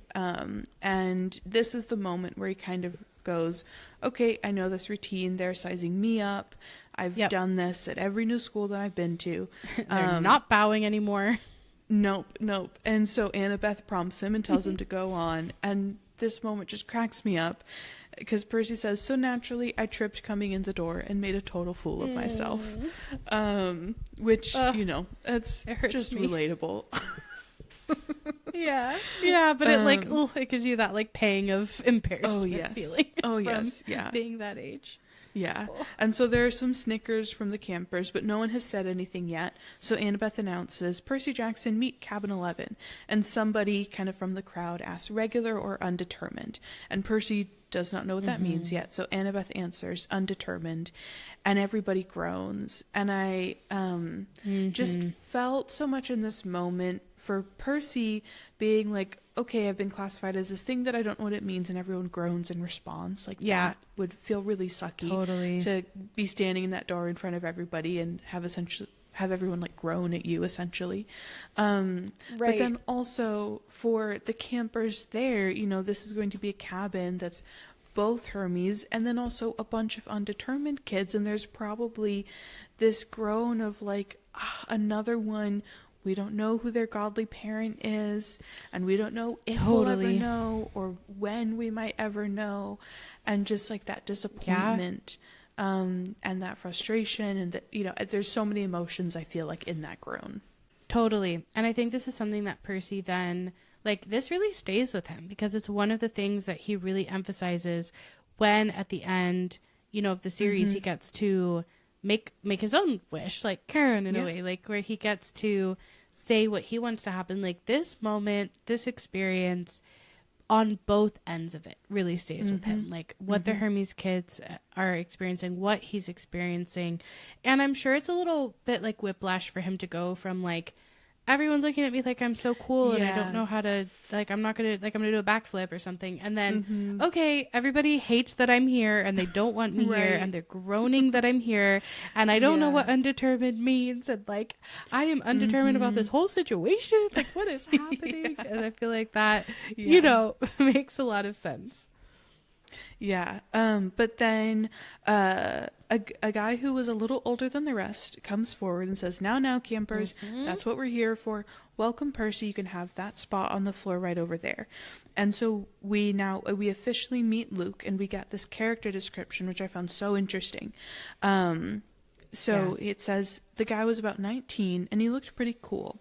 He was tall and muscular with short cropped sandy hair and a friendly smile. He wore an orange tank top, cutoffs, sandals, and a leather necklace with 5 different colored clay beads. The only thing unsettling about his appearance was a thick white scar that ran from just beneath his right eye to his jaw, like an old knife slash. And I just think it's so interesting and fascinating to meet Luke, and the first thing that we get of him is him telling the campers, hey, now, like, Hermes is here to take in all kids. Yeah. And he's like welcoming Percy. And he's described as having a friendly smile, and specifically like the wording of the only unsettling thing being this scar, that everything else is like so friendly and so nice and so welcoming. When we know that at this point he's working with Kronos, you know, like at this point, he hates Camp Half-Blood. And it's just like, it's, and Hermes.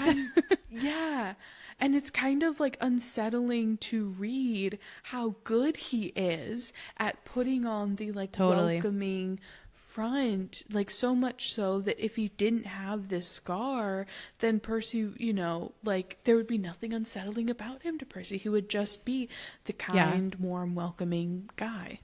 Which we could have another conversation about like body marks and the tying of them to being unsettling. Yes, totally. As something just to note here, I think, for sure. But the story behind it, super interesting, super relevant to, you know, his character arc and like why he's doing what he's doing.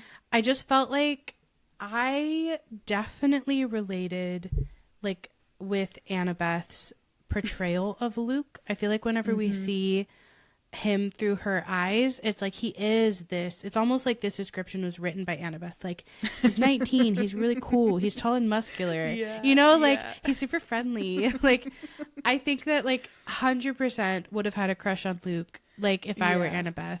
I related to that feeling of like oh, like you're so cool and like you're so nice and you're so good at things and like so as a book, like I think this is written in a way that is very relatable. I will say he's a little old for what I would want for their dynamic, being 19. But I mean, it's an unreciprocated. It's like Annabeth has always had a crush on him, but Luke has always been like, you're my little sister. I'm just saying it's a pretty big age gap.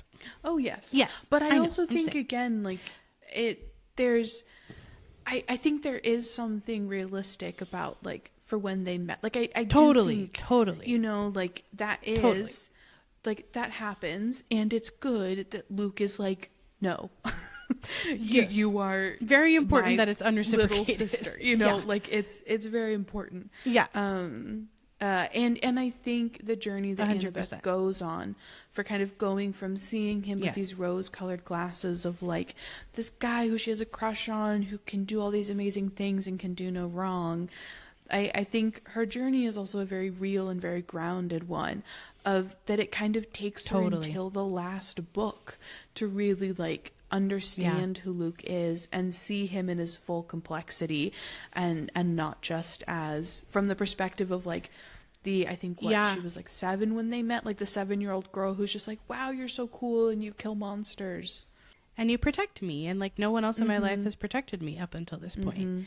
Yeah, no, I think that I find, as someone who had a lot of crushes growing up, like I find her crush to be very relatable.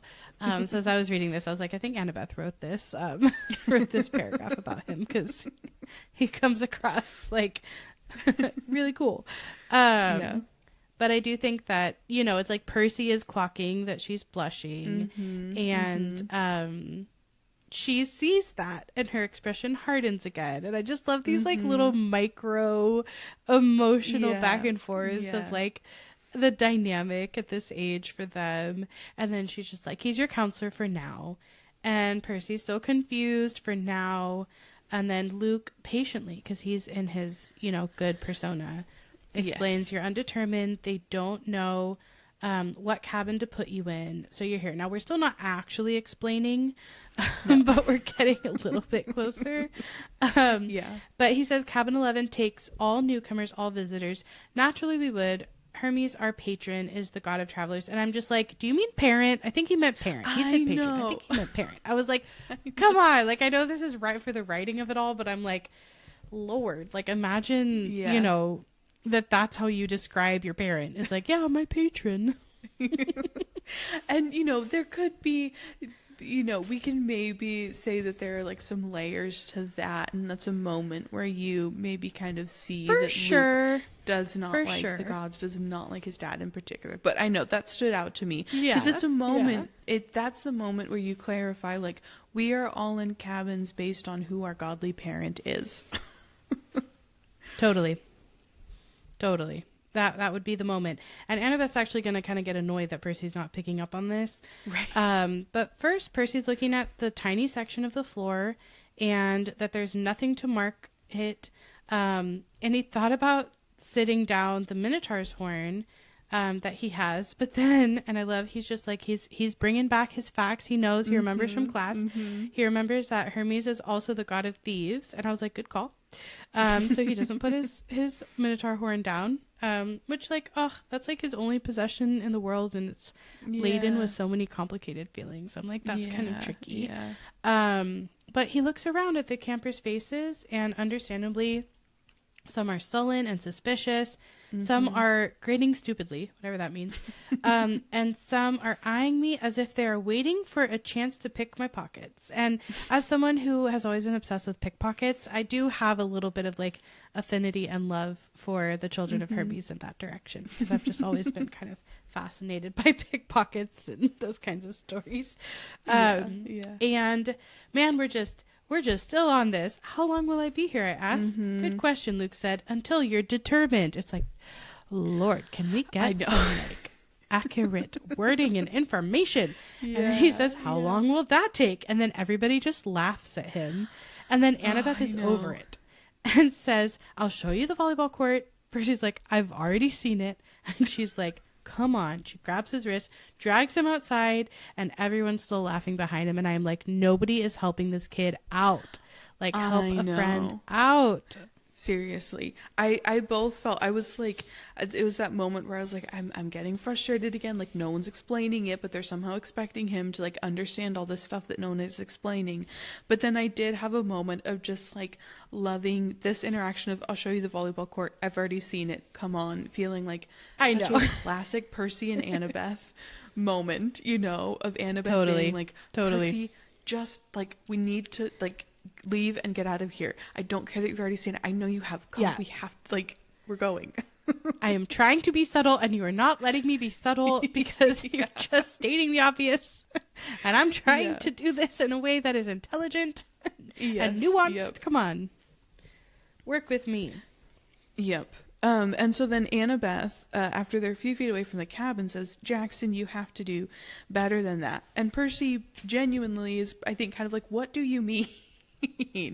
And then she rolls her eyes and mumbles under her breath, I can't believe I thought you were the one. And then when Percy replies this and says, what's your problem? I was getting angry now. And he starts saying, all I know is I kill some bull guy. And then Annabeth interrupts and says, don't talk like that. You know how many kids at this camp wish they'd had your chance? It's such a moment where I'm first of all, I'm just like, maybe I'll cut Annabeth a little bit of slack, and maybe she's assuming that Chiron has like filled Percy in, you know, on everything, and that he would know. But still, I'm like, if he's clearly not understanding, then just like explain it to him, and don't just be like, oh, you're not getting it. Yeah, you know, like she's been in this position too, where she was confused and alone and afraid. Yeah. And so his anger and his frustration is totally understandable because he's just kind of getting the same runaround from everybody, where everyone's kind of laughing or giving him weird looks or kind of acting as if he should understand all these things that, again, no one has actually like just explained and laid out for him.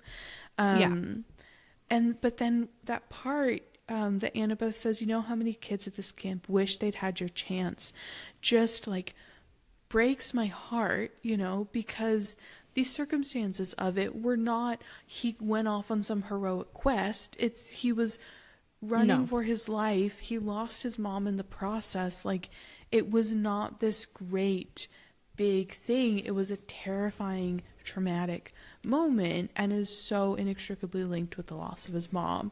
And so I just, it's a moment where I was like, come on, like, understand that while I know all these kids just want to go out on quests, like, what Percy did was not a quest, right? It was being chased, which Annabeth knows. She was chased by monsters. She was chased by monsters on her own. Then when she met up with Talia and Luke, you know, it's like an experience that Annabeth should deeply understand, but in this moment is just too annoyed at him, I guess, to be able to have that like compassionate hat on. Yeah. I do think that like now that she's been at camp for so long and is so frustrated from not being able to go out and like you put her skills to use, that like she probably, because she had to grow up so quickly as a child, also has that sort of view though of like other children her age, and so she probably is putting that perspective onto Percy. Like if she feels capable of going on a quest, then certainly Percy is capable of going on a quest or fighting a monster. And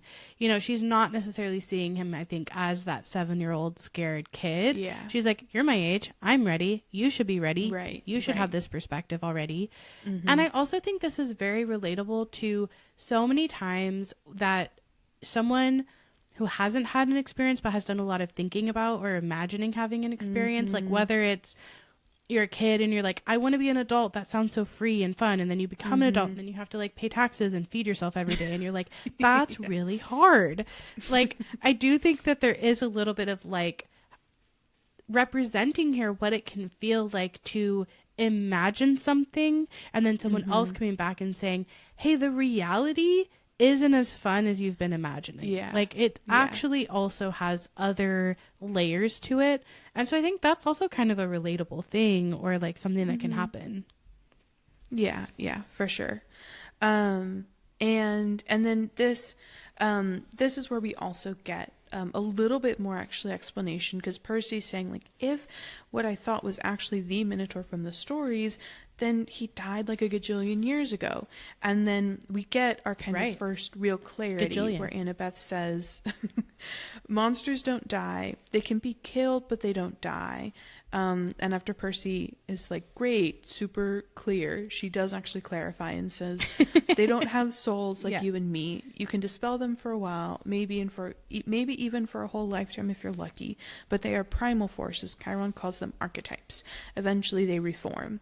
So we finally get actual specific understanding of like, monsters do not die.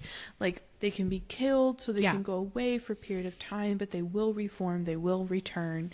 They're kind of an ever-present constant thing. And that the reason is that they don't have souls, so they're not going to be, you know, getting on that boat with Charon, not Chiron, across the Styx when they get down there. And then Percy immediately is tracking this and is like, okay, so Mrs. Dodds is not dead and I don't like that. He's like, if I killed one accidentally with a sword, which is a funny sentence. And then Annabeth almost slips up and says the fear and almost says fury, which I thought was really interesting. That she almost slips up and then she says, I mean, your math teacher, that's right, she's still out there. You just made her very, very mad. And I was like, Annabeth, this is great. This is a great pep talk that you're giving right now. I love this. Thank you so much. And then Percy's like, how did you know about Mrs. Dodds? Because everyone around him just like has so much more knowledge than him. He's just like, how do you know these things? And then she just goes, you talk in your sleep. And I'm surprised she isn't like, and you drool. Did I mention that? Because she's just like really giving him grief for like the sleep he has after the traumatic experience he's been through. And then Percy picks up, you almost called her something, a fury. They're Hades torturers, right? He's just on it. He did do well in this Latin class. Like he knows things. He did.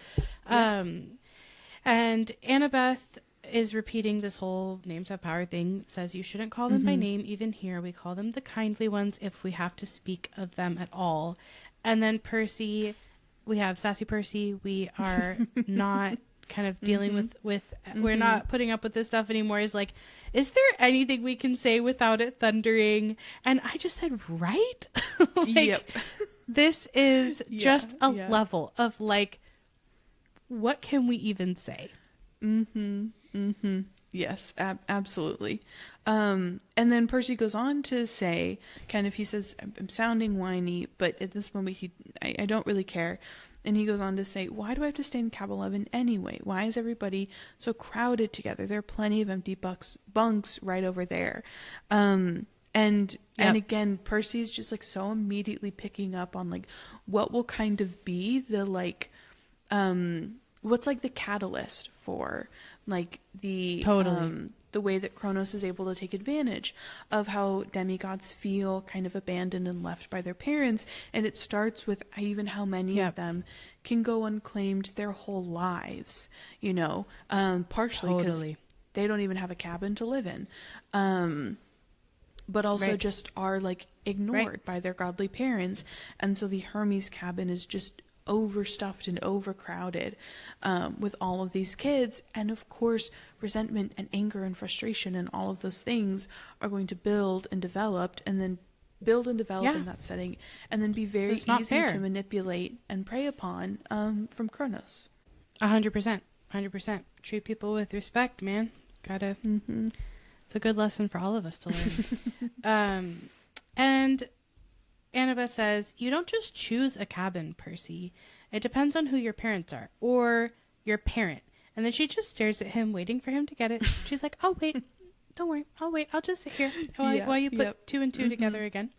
And he's just like, my mom is Sally Jackson. She works at the candy store. Like, he's just going back to like whatever he learned when he was like 5 years old to like describe his mom in Grand Central Station. At least she used to. And then you're like, oh, sad. And then Annabeth, you know, cursory. I'm sorry about your mom, Percy, but that's not what I mean. We're getting to the important things here. I'm talking about your other parent, your dad. And interestingly, because Percy says that his mom says that he's not dead, he was lost at sea, but Percy says he's dead. I never knew him. And I don't know if maybe he's just kind of like over the whole thing now, but he's just like, he's dead. He's just not. If he weren't, he would be here, you know? Yes. And Annabeth sighed. Clearly she had this conversation before with other kids. And I think it's interesting because for as many times as she's had this conversation, she is not any more tactful or supportive about it seems, than, you know, than she could have been before. Yes.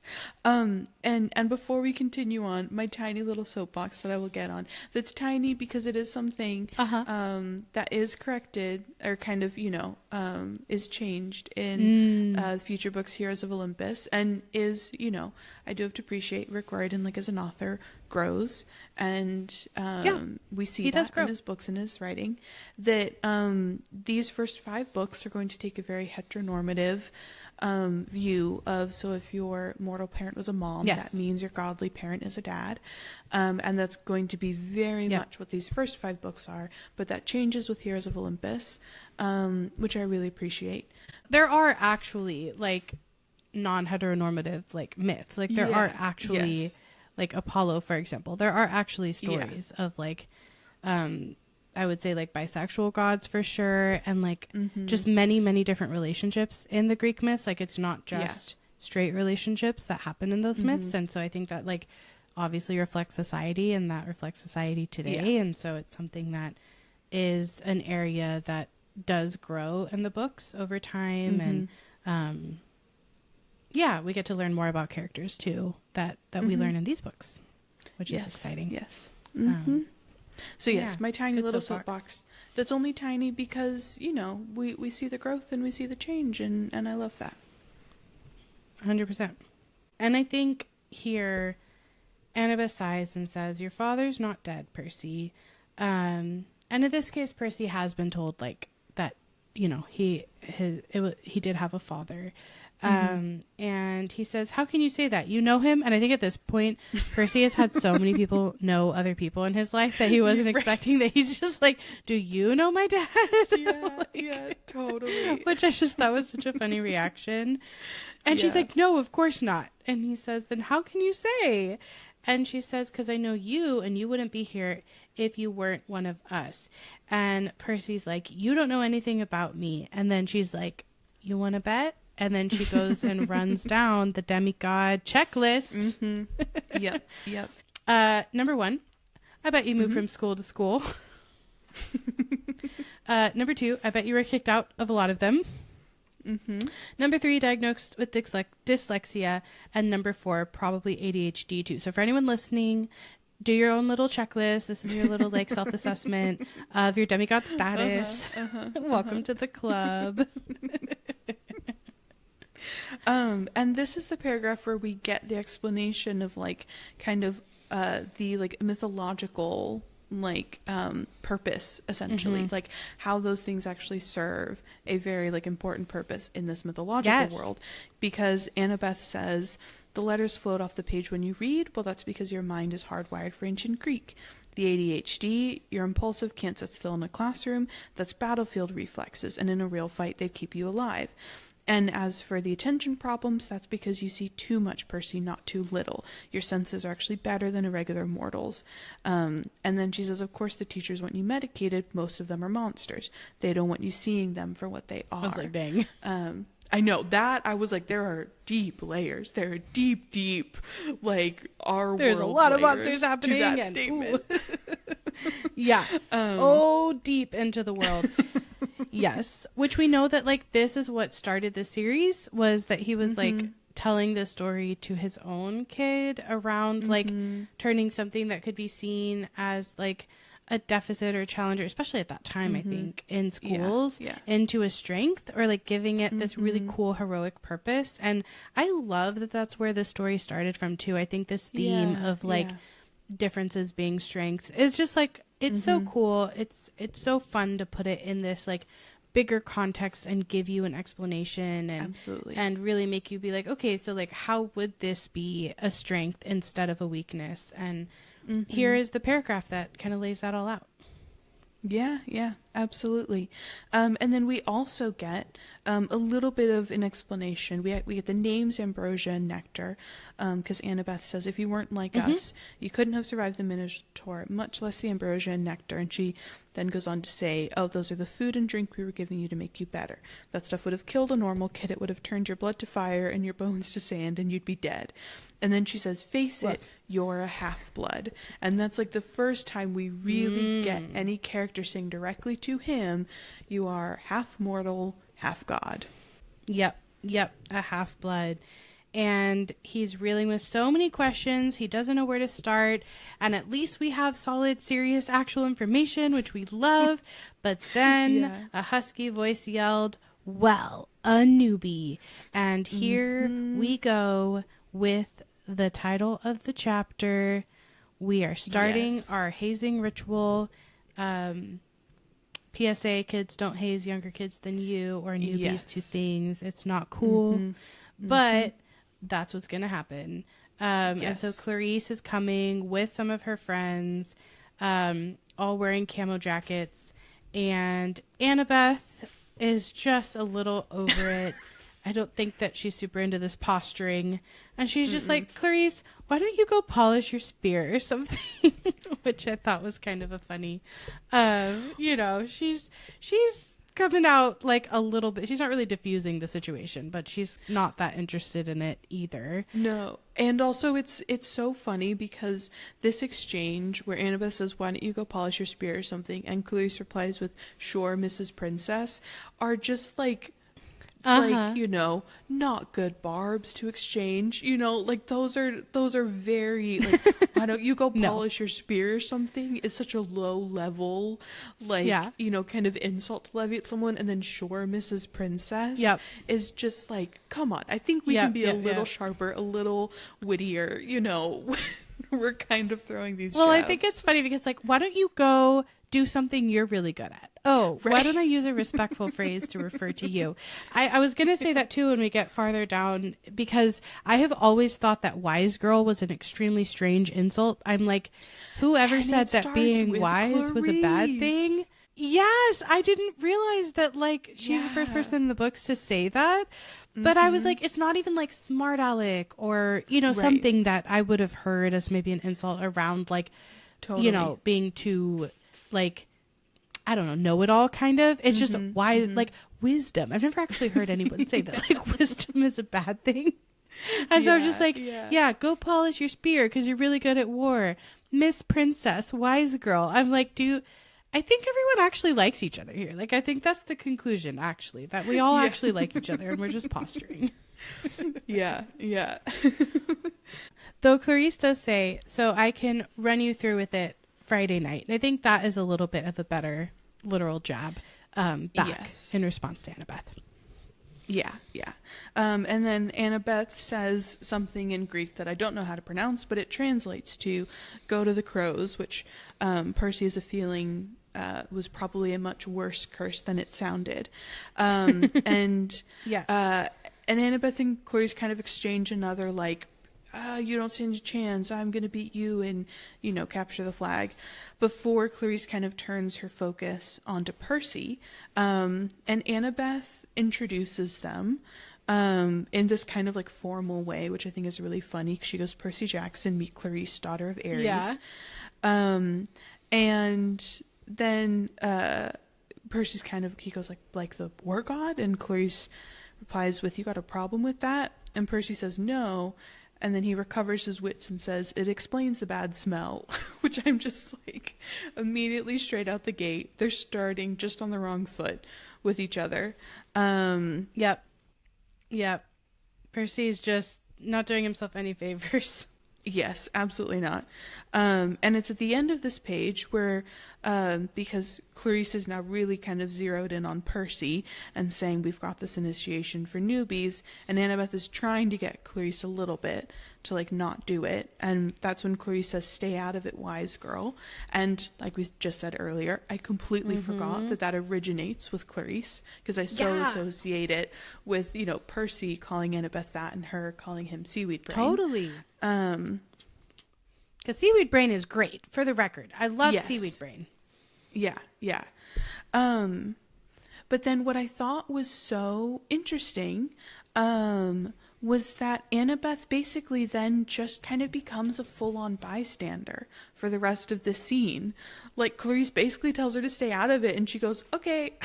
I'm not going to do anything. And I definitely kind of had some mixed feelings about it, because even though Percy does say that he didn't really want her help, he's the new kid, he has to earn his own reputation, there was a part of me that was just kind of like, come on, Annabeth, don't be a bystander. You're watching hazing and bullying happen. Let's do a little bit more, than just kind of like standing and witnessing all of it occur. Yeah, I think this is like a very classic, this is why I'm like, don't do hazing. Because I think this is often how it perpetuates, is like people are like, oh, this is just what happens. This is just what we do. Yeah. And that's how a lot of bad things perpetuate in society. But we're like, this is just what we do. This is just normal. And then we just like normalize bullying.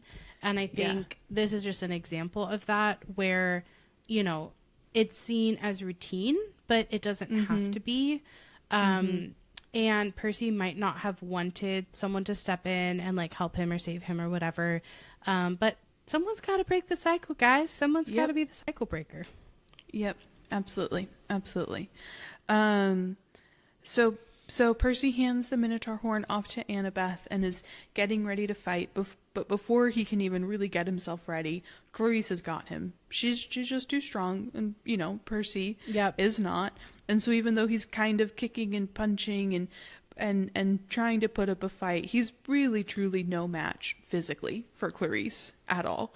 And then we get this funny kind of line. So she's dragged him into the bathroom, and he says it smelled just like any public bathroom. And I was thinking, as much as I could think with Clarice ripping my hair out, that if this place belonged to the gods, they should have been able to afford classier Johns. Which, it just feels like such a classic Percy moment, where he's like in the middle of this hazing ritual from Clarice, and then he's going, I feel like the gods should be able to buy some better bathrooms. But like, that speaks to your point earlier too, of like, why aren't the gods pitching in? Like, why aren't they paying child support? Why aren't they funding the camp? Like, good point. There should be better bathrooms here. There are a lot of teenagers going through teenager stuff here. Like, they should be cleaned pretty much every hour on the hour. Like, that's how this should be functioning in order to maintain a sanitary environment. Like, come on. Yeah. But then Clarice, this is very interesting. We get our first reference to the big three. Percy's trying to find this drink that he used to fight the Minotaur. It just wasn't there, which I think is this like, it takes time, classic thing. Like, it takes time to be able to like actually harness your powers and use them intentionally. And Clarice says like, he's big three material. Yeah, right. the Minotaur probably fell over laughing. He was so stupid looking, which I'm just like, these are, again, very just like bottom of the barrel kind of very bottom of the barrel. We can do better. Let's work on our smack talk game, people. Yes. But, you know, her friends are laughing because that's what you do when you're someone's posse. You just laugh at whatever they say. Yeah. Annabeth is standing in the corner watching through her fingers, which I thought was actually kind of strange because I feel like she doesn't actually like Percy that much yet. She's not really that invested in, like, his, you know, I don't know, the outcomes of what happens to him.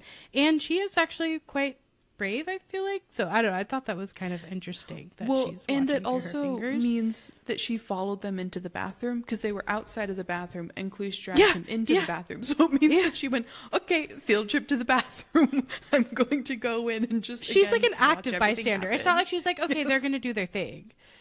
Yeah, she's like an active bystander. She's like, I will put myself in the room and not do anything. Yes. But she wants to be in the room where it happens. Anyway, so Clarisse bends Percy over on his knees, starts pushing his head toward the toilet bowl, and I just start getting really claustrophobic as I'm reading this. And it smells like rusted pipes and what goes into toilets, scummy water. And he's like, I won't go into that. I won't. And that's where you see, like, when he has a strong feeling, then he can access intuitively these powers that he has, the powers of plumbing. And he feels that tug in the pit of his stomach, which readers who are astute will remember that this happened back at the water fountain. And you could start having your own 2 + 2 is 4 kind of situation here, potentially. Yep. But also, I did go back just to double check how it was described in that first chapter with Nancy Boba in the fountain. And it's described as basically he just blacks out. Like, we don't get this feeling, that tug in the pit of his stomach. He just basically blacks out. He doesn't know what happened and just kind of comes to with Nancy in the fountain. So what I found super interesting was that, like, okay, it felt like because he's gotten this introduction to the mythological world, doesn't have all the answers but has some of them, he's now moved from I basically black out when I utilize my powers and I have no clue what happened to this entire time he's very aware. He's awake and aware of what's happening, and he feels that tug in the pit of his stomach until he sends Clarisse and her friends fully out of the bathroom and the water shuts off. So I just found that very interesting because we're kind of watching this progression of, like, he doesn't really understand who he is, like, demigod-wise, but because he's been introduced to this world, he's able to feel, oh, this is what happens in my body when I use my powers. Totally, I agree. I think it makes perfect sense that he would, as he's becoming more consciously aware, just like a monster would be able to, like, notice him more, that he's also able to notice what's going on for himself more. So that's a good point. I'm glad you went back and looked at the previous chapter for that. So the plumbing rumbles, the pipes shudder, and Clarisse's grip on his hair loosens as water shoots out of the toilet. Gross! Making an arc straight over his head. So gross. So he's sprawled on the bathroom tiles. Clarisse is screaming behind him. And then water blasts again. Like, he's not done. It pushes Clarisse down to the floor. It also then explodes out of all the other toilets. Pretty powerful toilet powers over here. 6 more streams of toilet water is blasting the friends back. Gross. And the showers are acting up too. And it's spinning them around all over as they're getting washed out of the room. And then he feels the tug in his gut lesson. The water shuts off. The bathroom was flooded. And then I was surprised, and it's like funny and not funny, that Annabeth has not been spared. Yep. Yes. Yeah. She didn't get blasted out of the bathroom, but she got fully drenched. Percy is the only one who... Poor Annabeth. I know. Poor Annabeth. Percy's the only one who's fully dry. And he doesn't realize until he sees Annabeth staring at him in shock. And he looks down and realizes that he's sitting in the only dry spot in the whole room. And that he didn't even have 1 drop of water on any of his clothes. Not at all. And Annabeth goes, "How did you?" And Percy replies, "I don't know." And they exit the bathroom to see Clarice and her friends sprawled in the mud. And at this point, a bunch of other campers have kind of gathered around to gawk and see what's happening. Clarice gives him a look of just pure hatred, basically, and says to him, "You are dead, new boy. You are totally dead." And this is the moment where, after all of these kind of like middling like jabs back and forth, Percy really like kind of comes at like 100% with this one when he says, "I probably should have let it go, but I said, you want to gargle with toilet water again, Clarice? Close your mouth." Which really I was like, okay, Percy, we are firing on all cylinders in this moment. All cylinders. Yeah, I feel like he's like drunk on his own power right now. He's like, I am invincible. I won the hazing ritual. And now I can say whatever I want. And I'm like, okay, so she's still stronger than you most of the time. Right. So I would just be a little careful. But this is the energy. I mean, he's going to have this energy with Aries too. Like, this is classic Percy. It's classic Percy energy. I do love this about his character. Like, I think it is engaging and fun and interesting. And, you know, I think it is part of what makes him feel real, too. That he has this thing where you're, like, telling him, like, oh, maybe it's not such a great idea that you're saying this. But also, like, this is who you are. Yeah, and there is something about whether it's Aries himself or like Clarice, the child of Aries, there's something about Aries, that energy that just brings that out of Percy to like a 10. Totally. You know, because he has this with everyone else, but it's whenever he's, I feel like, around anyone who's like related to Aries or is Aries himself, then that's when he comes out with stuff that he shouldn't say and he shouldn't do, you know, like to more of an extreme extent. 100%. It really brings it out in him. And then Clarice's friends have to hold her back. They drag her back to cabin 5. Annabeth is staring at Percy, and he can't tell whether she's just grossed out or angry or what it is. And he says, What are you thinking? And then I just absolutely love the ending here where Annabeth says, I'm thinking that I want you on my team for Capture the Flag. And I'm just like, oh, the friendship has started and this is so exciting. And also Capture the Flag is so exciting. So yes. And that it's both like a friendship kind of starting, but then also truly just Annabeth being fully in her kind of like planning, strategizing brain of like, oh, I know exactly how I'm going to win Capture the Flag, and it's if I have you on my team, so that Clarice gets incredibly angry and just focuses on you solely rather than trying to get the flag. I feel like that's always a part of Annabeth, that her strategy brain is like, she can't turn it off. She's never going to be able to turn it off. It will always be like operating in the background, which is also like super relatable, I think, for anyone who has like parts of their brain that are always operating in the background and you can't help it. And kind of like ADHD vibes too. But you know that like she respects talent and she doesn't know exactly what's going on with Percy, but she's like, this seems kind of useful. There's no toilets in the woods, but I bet we could make something work. And honestly, like the way that she's about to kind of like throw him under the bus and Capture the Flag definitely lets us know that like the full friendship and the full respect isn't there. But you know, it just, the glimmers are starting and it's cute. It's cute. They're starting. She's just still very much in kind of full strategy. Like, we aren't friends, so I'm seeing that I'll be able to win Capture the Flag because Clarice is so mad at you that that's all she's going to be able to focus on. Totally. 100%. And that's exciting to see. So any final thoughts on this chapter? The last thing that I remembered that I forgot to say when we were in this little part that I just thought was so funny. It's back when we learned that Chiron had his wish granted, so he, you know, could teach Eos for forever. And the piece where Percy says, I thought about being a teacher for 3,000 years. It wouldn't have made my top 10 things to wish for list.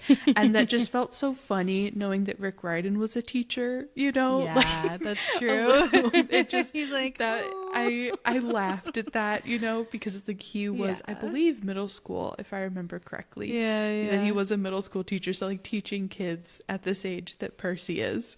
And kind of him, I feel like maybe it felt a little bit like maybe there's a little self-insert of like, there you go. I don't know about being a teacher for 3,000 years. I don't know. Yeah, maybe not quite that long. Maybe a little yeah. shorter tenure than that. Yeah, that is really funny. I did find that sentence to be funny too.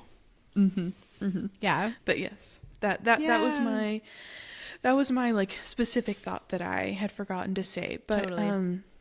yeah, otherwise, you know, this is another kind of like pretty lore heavy like chapter. We get lots of explanations for things. There's still much we don't know, as we talked at length about our frustrations that people still aren't answering all of Percy's questions. No, but they're not. We are learning a lot more, and it is exciting. We are, and like we're in camp. Like last time we were like, we're at camp. Like this is exciting. We're seeing it. The descriptions are starting. But now we're in camp and we're interacting. Yes. We're seeing the cabins. We're getting oriented to the space. We'll get more of that in the next chapter. And I think it's just an exciting beginning time, you know, whenever you're in a story. Totally. It's like we've had some big moments happen, and now we're really getting to know this space that's going to become so important, such a home, such a gathering point for everyone. And we overall in the book, I feel like don't spend all that much time here. And so establishing it in this way is so important. And it just feels super fun, but also with that element of like conflict immediately, you know, setting up some divisions within the camp. And I think that's also like classic of summer camp vibes, is like some of that animosity and prank playing and stuff like that.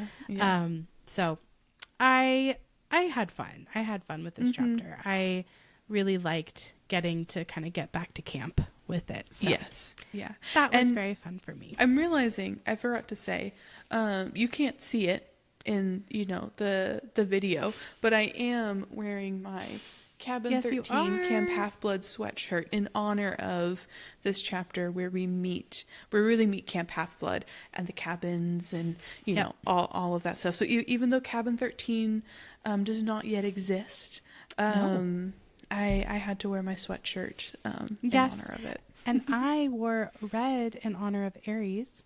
And I'm now going to say in honor of women and femme identifying and raised people being able to be angry. Yes.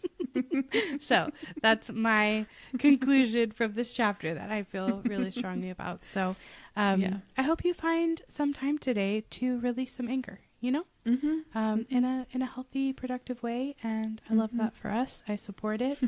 And before we close, I want to celebrate a birthday that I'm excited about. So today, the day we're recording, not the day this episode is launching, one of my greatest friends in the world, Lynn, has a baby who is turning 1 year old. And very appropriate to this book series, that baby's name is Nico. So Cabin 13. Cabin 13. It all comes full circle. I love that. It does.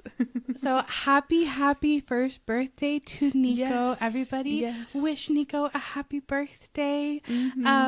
And happy birthday also to anyone else who's having their birthday who is a Gemini, because that's where we're at right now. And I'm just a birthday person, so I love it. So I just wanted to, you know, you only turn one once, right? So I wanted to give a little special shout out to our friend Nico. On that note, thank you for listening. We are excited. I am excited to dive in next time to chapter 7 of The Lightning Thief. My dinner goes up in smoke. See you then. Bye. Bye.